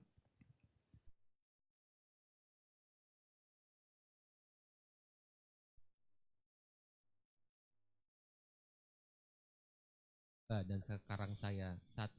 Sekolah ilmu agama, atau 2. Jualan sambil menghadiri atau mendengarkan kajian di YouTube. Karena saya orang yang aktif, mohon pencerahannya. Ketika Anda sudah resign dari pekerjaan yang haram, lalu ingin mencari kegiatan setelah itu, mana yang lebih baik? Sekolah, fokus ya. Atau yang kedua, kerja plus belajar melalui kajian. Sebenarnya yang seperti ini kembali kepada masalah kebutuhan. Anda lebih butuh yang mana? Kalau sekiranya waktu Anda longgar, 1, tidak ada beban untuk memberikan nafkah baik pada diri sendiri maupun kepada keluarga, maka kami sarankan Anda fokus. Sebab waktu Anda terbatas. Sudah? Yang kedua, jika Anda punya beban, misalnya saya harus menafkahi anak, saya harus menyantuni ibu, dan seterusnya, maka pada posisi ini ketika Anda harus menafkahi sebagian anggota keluarga Anda boleh memilih yang kedua dengan bekerja, namun tetap menjaga kegiatan belajar melalui forum kajian. Wallahu a'lam. Jazakallah khair, Ustaz. Baik, pertanyaan berikutnya. Assalamualaikum warahmatullahi wabarakatuh, Ustaz. Waalaikumsalam warahmatullahi wabarakatuh. Izin bertanya, apa kiat kita supaya kita tidak mubazir dan israf dalam menggunakan harta pribadi kita? Jazakallah khair, Ustaz, atas jawabannya. Bagaimana kiatnya agar tidak mubazir dan israf? Kalau mubazir, tadi sudah didefinisikan oleh Ibnu Abidin. Mubazir pengertiannya apa tadi? Menggunakan harta untuk sesuatu yang terlarang. Sebelum pakai harta, misalnya Anda punya keinginan untuk menggunakan harta melakukan yang haram. Kiatnya gimana Pak? Biar nggak jadi. Ya caranya tahan diri, ingat ini dosa, ini maksiat, sehingga membuat Anda sudah tidak lagi melakukannya. Saya mau seperti ini. Ingat ini perbuatan maksiat. Nanti harta kamu kau keluarkan dan kau menghasilkan dan kau dapat dosa. Sehingga dia akan lebih takut. Yang kedua, untuk israf. Nah, israf ini mungkin agak rumit. Terutama ketika orang berada di tempat yang mendukung untuk israf. Para jamaah umroh misalnya, kita sudah arahkan. Kalaupun makan di restoran, ya tahu kadar dirinya. Sehingga kadang piringnya kan gede. Nasi isunya udah banyak, tambah lauknya 3, belum nanti ini masih bawa buah. Insyaallah. Sudah begitu sampai di meja makan, cuma dimakan separuh, sisanya ditinggal. Nah, israf seperti ini dilakukan di tanah suci. Dan itu banyak sekali. Ingat perbuatan maksiat di tanah suci lebih besar dosanya daripada di luar tanah suci. Sehingga kaum muslimin ketika mereka makan yang berlebihan di resto-resto hotel saat haji dan umroh, itu termasuk pelanggaran jika sampai sisa-sisa dalam jumlah banyak. Maka Anda perlu gandeng circle orang-orang yang sering untuk bersabar dalam urusan harta. Beli ini kalau makan sederhana dan selalu habis. Makanya sedikit, tidak boros, tidak banyak, tidak suka jajan. Sebab kadang ibu-ibu itu suka jajan sebabnya apa? Pengaruh circle teman-teman di sekitarnya. Habis kajian kita kemana? Makan di sini, makan di sini. Kalau sudah kumpul, isinya cuman ngumpulin dosa sama ngumpulin lemak. Yang gitu. Nah, makanya mungkin Anda perlu pindah lingkungan. Ya. Anda pindah circle. Biar tidak terpengaruh untuk sering jajan. Bersikaplah yang sederhana. Tidak semua keinginan yang ingin kita makan harus kita turuti. Saya ingin ini, turuti, jangan. Sesekali Anda tidak menurutinya agar kita tidak terlalu memanjakan hawa nafsu. Wallahu a'lam. Baik, jazakallah Ustaz. Pertanyaan berikutnya. Bismillah. Ustaz, bagaimana hukumnya apabila kita menggunakan tiket bisnis saat naik pesawat, menggunakan tas atau sepatu branded? Apakah masuk ke dalam perbuatan mubazir walaupun diniatkan untuk syiar? Semoga Allah mudahkan Ustadz untuk menjawab. Syiarnya di mana itu? Kok bisa dipakai syiar itu hubungannya apa itu? Brand ambassador mungkin. Dipamerin maksudnya. Wallahu a'lam. Allah alam. Mungkin menunjukkan muslim yang Naik pesawat bisnis, pakai tas branded, sepatu branded, jam tangan branded, Nah, bukti utangnya banyak. Itu hubungannya dengan syiar di sisi mana? wallahu a'lam. Syiar itu apa sih? Syiar itu adalah melaksanakan syariat yang dianjurkan untuk dilakukan secara terbuka. Sholat id di lapangan itu syiar. Adzan dikeraskan itu syiar. Kurban itu syiar. Sehingga saat itu dilakukan, kaum muslim melakukannya bareng-bareng. Dan itu dilakukan di tempat terbuka. Itulah syiar. Maka amalan syiar itu sudah ada panduannya. Sehingga perbuatan yang sebenarnya harus dirahasiakan tidak perlu dipamerkan. Enggak ada istilah tahajud syiar. Kalau taraweh betul, karena berjamaah. Tapi kalau tahajud, Anda kerjakan sendiri-sendiri di rumah, tidak perlu dipamerkan. Puasa itu bukan ibadah yang perlu dipamerkan. Maka untuk ibadah yang sifatnya zahir, seperti Jumatan, sholat id, kemudian wukuf di Arafah, mabit di Muzdalifah, mabit di Mina, lempar jumrah, itu semuanya syiar. Karena dilakukan bareng-bareng, rame-rame, menampakkan seperti inilah jumlah kaum muslimin, aktivitasnya nampak di permukaan, mereka tidak punya musuh yang perlu ditakuti. Tidak sebagaimana dulu, waktu kaum muslimin berada di Mekah, yang nggak bisa Jumatan, apalagi sholat id. Maka melaksanakan amalan-amalan itu sama dengan melaksanakan syiar. Nah, nggak ada hubungannya pakai tas branded, tiket pesawat, bisnis. Itu bukan syiar, FOMO. Takut ketinggalan tren. Bukan seperti itu. Maka Anda perlu berpikir, apakah ini nanti hisapnya berat? Sehingga kenapa saya harus beli dengan harga yang mahal seperti ini? Sementara mungkin ada saudara kita yang masih sangat membutuhkan. Sehingga kita berpikir sepatu mana yang mau kita pilih.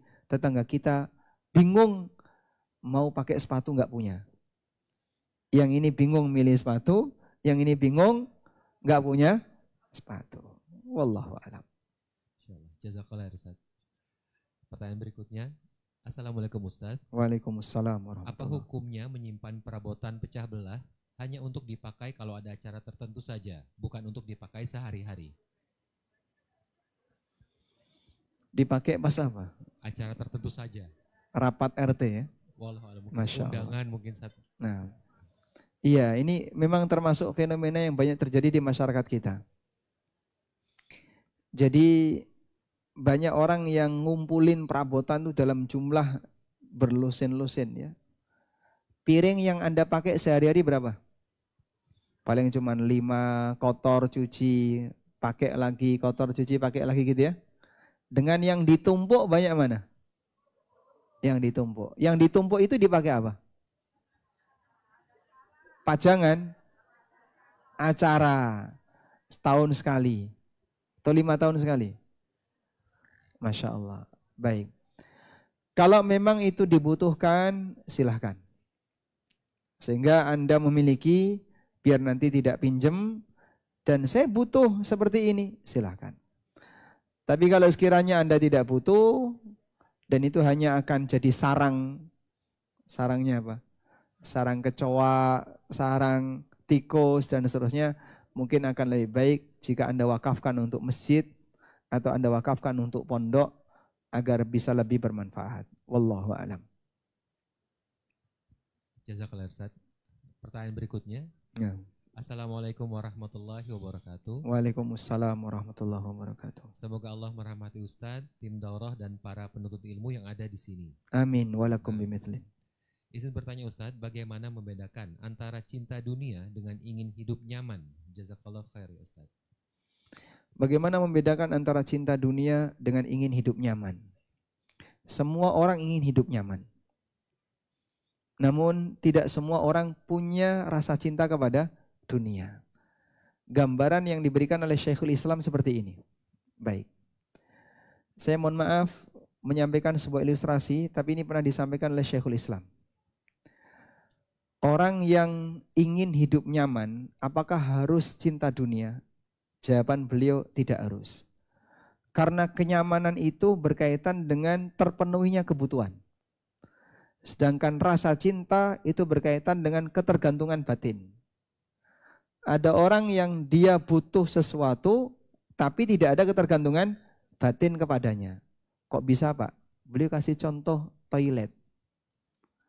Kita semuanya butuh toilet? Butuh. Semua orang butuh toilet.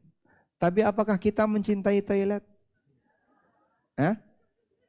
Yang mencintai toilet, coba angkat tangan. Oh, ada yang mencintai toilet. Ada? Sehingga walaupun orang misalnya butuh toilet, tapi nggak ada orang yang membangun rumah misalnya penuh dengan toilet. Buka pintu toilet, pojok sana toilet. Rumahmu berhias toilet, karena saya butuh toilet. Karena itu sikapi harta dunia itu sebagaimana layaknya sikap kita terhadap toilet. Dia punya kebutuhan terhadapnya, walakin laisa lahu ta'allukun fil qalbi, tapi dia tidak punya ketergantungan hati kepadanya. Nah, maka bedakan ya. Nyaman itu kaitannya dengan kebutuhan Anda terpenuhi, sedangkan cinta itu berkaitan dengan apa? Ketergantungan hati. Anda boleh mencari harta untuk memenuhi kebutuhan Anda, tapi ingat bisa enggak diputus ketergantungan hati dengan harta yang Anda punya. Kalau bisa, berarti Anda tidak punya rasa cinta dengan dunia. Baik. Terus gimana Pak kata kunci diputus itu? Pada saat keberadaan harta itu tidak membuat dia makin bangga, dan berkurangnya harta itu tidak membuat dia makin sedih. Ini pernah ditanyakan kepada Imam Ahmad. Hal yakunu rajulu zahidan wa indahu alfu dinarin. Apakah orang bisa menjadi manusia yang zuhud sementara dia punya 4 kilogram emas? 1 dinar kan? 4/4 gram. 1000 dinar berarti 4 kilogram emas. Bisa enggak orang jadi zuhud sementara dia punya duit 1 kilogram sekarang berapa? 2M. 2M. Dia punya 4 kilogram emas 8M. Apakah orang bisa jadi zuhud sementara dia punya saldo 8M? Jawab Imam Ahmad, na'am ala syaritatin. Iya bisa. Dengan ketentuan. Alla yafraha idza zadat wala yahzana idza naqasat.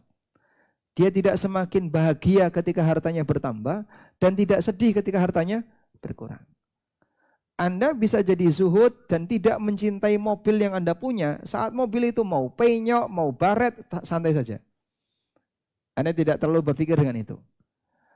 Tapi ketika Anda punya mobil, penyok dikit kepikiran, baret dikit kepikiran, berarti ada ketergantungan hati kepada itu mobil. Paham insyaallah? Baik, wallahu a'lam. Jazakallah Ustaz. Assalamualaikum Ustaz. Waalaikumsalam warahmatullahi wabarakatuh. Apabila kakak atau adik saya memiliki hutang kepada saya, apakah saya boleh menerima hadiah, ditraktir atau memberikan manfaat untuk saya? Karena saudara kandung tidak bisa menghindari untuk hal-hal seperti itu.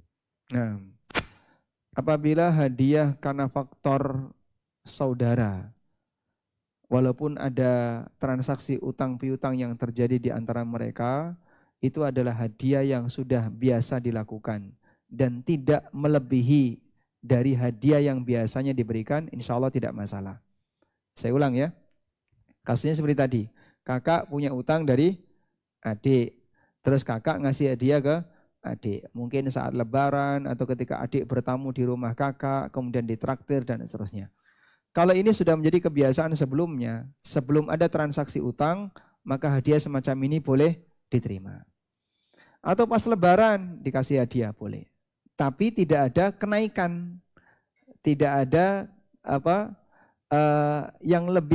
sisi yang lebih baik. Jadi misalnya, dulu kakak sering ngasih hadiah. Sekarang hadiahnya jauh lebih bagus daripada dulu. Karena kakak punya utang ke adik, tiba-tiba datang bawa kaleng kongguang isinya asli. Masya Allah.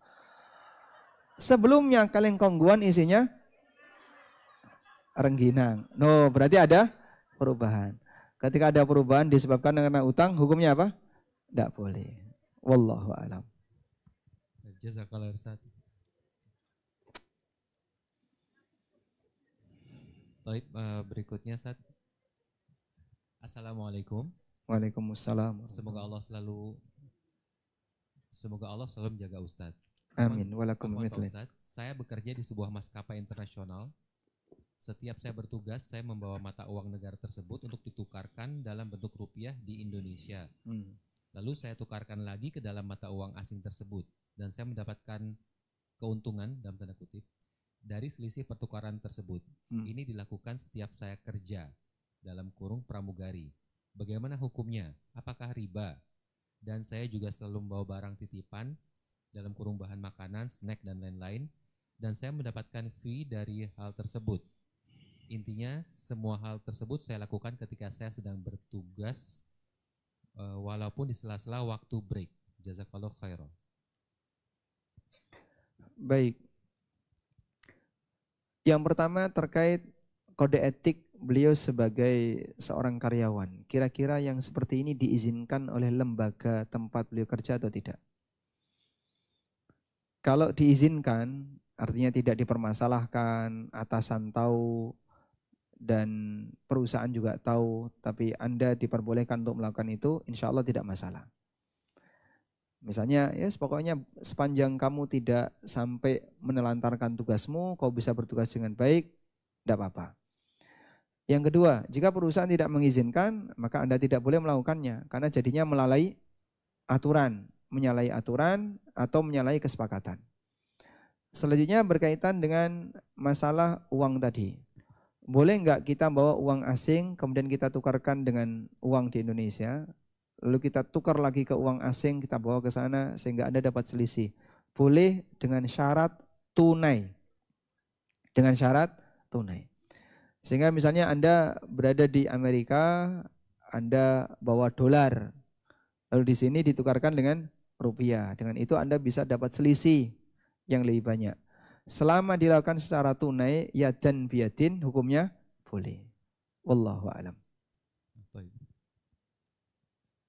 Syukran Ustaz. Mungkin ada kuis berikutnya Ustaz. Baik, pertanyaan ini yang terakhir pertanyaannya. Satu lagi. Nah, pertanyaannya, siapa yang pernah memberikan hadiah yang sangat istimewa kepada suaminya?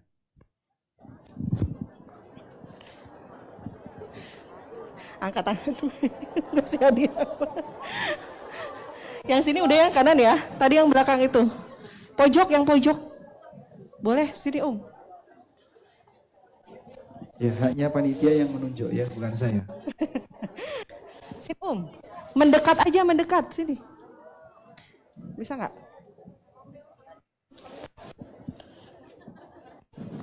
Go sini. Gak apa-apa, nggak usah dipanggil. Baik, cukup. Ya, sebentar.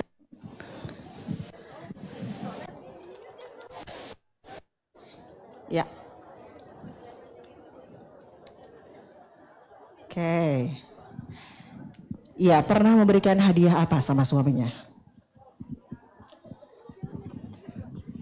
Suami nggak pernah mau beli jubah baru karena mendahulukan anak istri. Tapi aku selalu menyisihkan uang jajan untuk beli jubah suami. Selalu di momen lebaran. Karena suami nggak pernah mau beli. Karena yang penting anak istri yang beli. Baik, alhamdulillah. Insyaallah dapat hadiah. Ya. Masya Allah dapat hadiah. Barakallahu fiik. Nanti bisa dihadiahkan ke suaminya. Kalau dapat khimar gimana sih? Nah, Kalau dapatnya khimar gimana? dapatnya khimar, mentahannya saja. Hadiahnya himar buat suaminya. Nah, Ustaz, ini ada pertanyaan dengan dua language Ustaz. Anda izin terjemahkan Ustaz apa? atau mau didengarkan dalam bahasa Inggris? Oh gitu, terjemahkan saja. Bismillah. Assalamualaikum Ustaz. Waalaikumsalam warahmatullahi Izin wabarakatuh. bertanya, saya putri tertua Ustaz. Dan alhamdulillah Allah Subhanahu wa taala memberikan saya kesempatan untuk membantu keluarga dalam hal ekonomi. Meskipun sebenarnya mereka tidak menuntut saya untuk membantu, tapi saya tahu mereka masih butuh bantuan saya. Dengan keadaan saya yang seperti sekarang ini, izin bertanya, satu, apakah selfish, apakah egois kalau saya menunda pernikahan? Soalnya di dalam hati saya merasa keluarga saya masih memerlukan saya, terutama dalam hal ekonomi. Dan dua, apakah adil kalau saya nanti meminta calon suami saya untuk saya tetap bekerja meskipun sudah menikah? Bukan karena saya tidak percaya kepada suami, tapi karena, dan juga bukan karena saya ingin merendahkan marwah saya sebagai wanita, tapi karena saya masih ingin mensupport keluarga saya dan tidak mau merepotkan suami nantinya. Dan apakah akan menjadi berkah nantinya rezeki yang saya dapatkan setelah menikah yang diberikan kepada orang tua saya? Masya Allah. Saya kasih jawaban pakai bahasa Arab, nih terjemahkan Belum bisa, bahasa Inggris. Belum, Ustaz. Nah, beliau orang Indonesia, paham bahasa Indonesia? Indonesia dan Inggris, Ustaz. Indonesia paham ya? Iya, Nah, paham, Ustaz. baik. Untuk kasus yang pertama, apakah boleh seorang wanita menunda menikah? Hukum bagi laki dan perempuan berkaitan dengan masalah pernikahan itu berbeda. Kalau laki-laki punya niat dengan sengaja tidak nikah selamanya, nggak boleh. Dulu sebagian sahabat mau melakukan itu.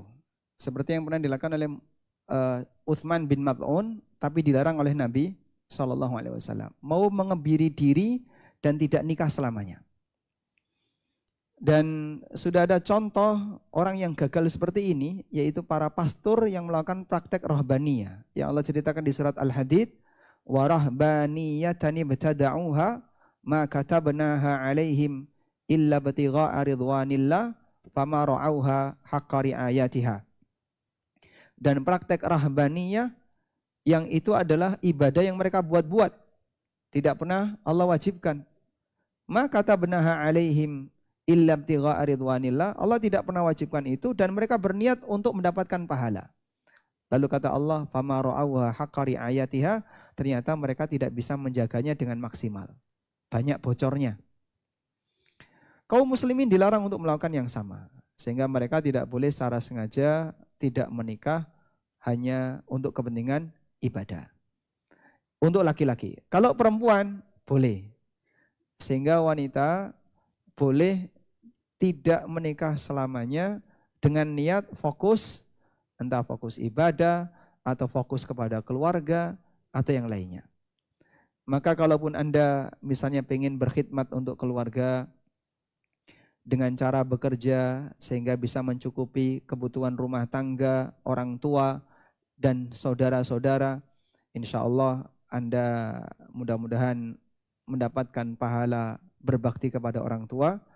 Dan dengan sebab itu menunda nikah hukumnya diperbolehkan. Bahkan kalaupun misalnya bertekad saya tidak akan nikah selamanya, silakan. Khusus bagi wanita. Kalau laki-laki nggak boleh. Yang kedua, berkaitan dengan rencana ketika mau nikah, kemudian minta syarat kepada suami diizinkan untuk kerja. Jadi begini, wanita dalam pernikahan kekuatannya ada di syarat sebelum nikah. Sebelum akad. Lelaki kekuatannya ada di ketentuan pasca akad. Sehingga kalau ibu-ibu ingin mengamankan diri apa yang tidak Anda inginkan ketika menikah, maka seorang ibu sampaikan itu dalam syarat.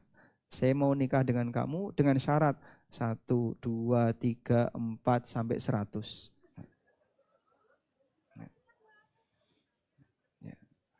Calon suami 1 mundur, suami 2 mundur, suami 3. Banyak lelaki yang nggak sanggup, ya, misalnya. Tapi ada satu yang bersedia, baik siap, saya akan penuhi semua syarat ini. Saya ingin menikahi kamu. Kemudian nikah. Maka semua syarat itu mengikat. Ya. Misalnya, saya tidak mau keluar dari kampung halaman. Saya tidak mau keluar dari rumah orang tua. Saya tidak mau ini, tidak mau itu. Tidak mau semuanya. Saya tidak mau makan, tidak mau minum. Nah, pada posisi itu nanti kalau disetujui oleh calon suami terus jadi akad nikah, maka semua syarat ini apa? Mengikat. Karena syarat yang disepakati sebelum akad itu mengikat kedua belah pihak. Sehingga Anda boleh misalnya mengajukan syarat, saya mau nikah dengan kamu dengan syarat diizinkan kerja. Dan nanti hasil kerja saya sebagian untuk keluarga saya, untuk orang tua. Kalau calon suami setuju, boleh lanjut. Tapi kalau calon suami nggak setuju, ya pilihannya antara nggak lanjut atau Anda ngalah. Ya sudah, daripada nanti saya nggak nikah selamanya, ya sudah, saya ngalah saja. Akhirnya syarat itu dihilangkan. Wallahu a'lam. Baik, jazakallah Ustaz. Berikutnya, berkah adalah sesuatu yang memberi kebaikan yang banyak dan bertahan lama. Bagaimana dengan harta Rasul yang pernah punya 1 lembah kambing tapi tidak bertahan lama? Bukan tidak bertahan lama, diabadikan selamanya. Karena diapain? Disedekahkan, dihibahkan untuk kepentingan dakwah. Sampai ada orang yang dikasih hadiah kambing tadi. Begitu dia dikasih hadiah kambing 1 lembah, dia langsung pulang ke kampung halamannya dan dia kepala suku. Kemudian dia ceramah di hadapan sukunya, ya qaumi aslimu fa inna Muhammadan qad a'ta'an lam yakhshal faqah. Wahai masyarakatku, ayo kita semuanya masuk Islam. Gara-gara 1 orang ini sekampung masuk Islam. Sesungguhnya Muhammad telah memberikan hadiah kepadaku yang menunjukkan kalau beliau tidak takut miskin. Sehingga yang sebelumnya enggak suka, akhirnya jadi senang dan ngajak orang lain untuk bergabung. Dan itu dengan sebab Nabi SAW tidak lama-lama dalam memegang harta. Langsung dibagi-bagikan. Sehingga harta beliau semuanya untuk kepentingan umat, kepentingan dakwah, kepentingan kaum muslimin dan seterusnya. Wallahu a'lam. Baik, syukran Ustaz. Pertanyaan berikutnya. Bismillah, afwan, izin bertanya Ustaz. Alhamdulillah sudah beberapa tahun keluar dari pekerjaan riba. Tapi kami masih ada hutang riba yang belum terselesaikan. Ya. Sudah berusaha jual aset yang kami miliki tapi belum juga laku. Apakah hutang riba yang belum terselesaikan apakah hutang riba yang belum terselesaikan ini akan menjadi dosa riba terus-menerus sampai kita sudah bisa melunasinya? Baik. Pada posisi ketika Anda punya utang riba, Anda berkewajiban untuk bayar cicilan ya. Nah, dosa riba bagi pemberi makan riba adalah saat Anda bayar cicilan dan ngasih tambahan. Karena rumus cicilan itu apa? Cicilan sama dengan pokok plus bunga plus riba. Nah, Anda nyicil bulan ini, pokok plus bunga, pokok plus bunga. Terus seperti itu. Setiap kali Anda nyicil yang di situ ada pokok plus bunga, berarti Anda memberi makan riba. Dosanya di situ. Makanya ditekankan agar yang bersangkutan segera menyelesaikan utang riba agar dosa memberikan cicilan itu tidak berulang tiap bulan. Begitu sudah dia tutupi, pokok plus bunganya yang sudah dia tawar karena nggak bisa hilang misalnya, sudah selesai sampai di situ berhenti. Nah, sebisa mungkin Anda lakukan itu dan itu dilakukan semampunya. Kalau sekiranya tadi sudah berusaha jual aset tapi belum bisa lepas, belum laku, atau Anda sudah berusaha untuk melunasi tapi belum sanggup, insya Allah mudah-mudahan ini jadi uzur sehingga yang penting ada usaha untuk segera menyelesaikan. Wallahu a'lam. Baik, jazakallah Ustaz. Mungkin untuk kuis terakhir sebelum nasihat penutup nanti Ustaz menjelang jam 3. Baik. Silakan. Kuis yang terakhir. Sudah siap hadiahnya? Kita berikan kepada yang anaknya paling banyak. Sudah tadi? Oh sudah, saya ganti kalau gitu. 9 anaknya tadi. 9. Iya. Saya ganti pertanyaannya. Pertanyaannya adalah, tadi kita sudah membahas tentang masalah nilai penting dari harta. Sebutkan 2 dalil yang menunjukkan harta itu berharga dalam Islam.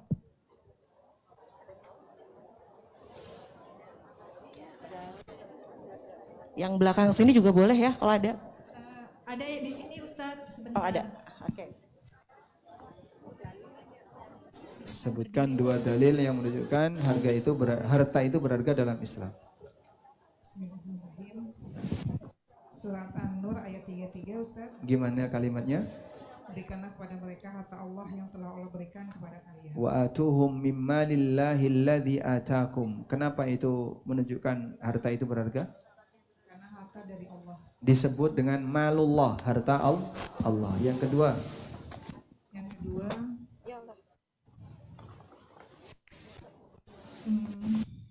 surat Sof ya Ustaz. Sot. ya.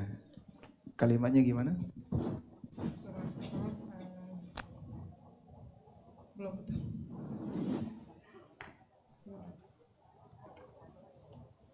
Surat Sot ayat 32. ya. Atau yang Anda hafal di juz amma ada. Wa innahu lihubbil. Coba diulang. Apa? Tadi Ustaz? Wa innahu lihubbil khairi lasyadid. Wa innahu lihubbil khairi lasyadid. Ada di surat apa itu? Al-Adiyat. Baik, alhamdulillah dapat hadiah. Dan nanti mungkin bagi hasil sama yang lain yang sudah membantu ya. Baik, cukup. Walhamdulillah. Demikian yang bisa kita sampaikan. Semoga Allah Subhanahu wa taala memberikan kemanfaatan dan keberkahan dari ilmu yang kita pelajari. Dan Allah berikan keberkahan untuk setiap usaha halal yang dilakukan oleh kaum muslimin dalam mencari harta. Dan Allah Subhanahu wa taala jadikan kita sebagai hambanya yang istiqomah hingga akhir hayat. Allahumma anfa'na bima 'allamtana wa 'allimna ma yanfa'una warzuqna ilma. Allahumma inna nas'aluka fi'lal khairat wa tarkal munkarat wa hubbal masakin wa idza aradta bi'ibadika fitnah faqbidna ilaika ghaira maftunin. Rabbana atina fid dunya hasanah wa fil akhirati hasanah wa qina adzabannar. Wa sallallahu ala nabiyyina Muhammadin wa ala alihi wa sahbihi wa sallam. Wa akhiru da'wana alhamdulillahi rabbil alamin. Wassalamualaikum warahmatullahi wabarakatuh. Waalaikumsalam warahmatullahi wabarakatuh.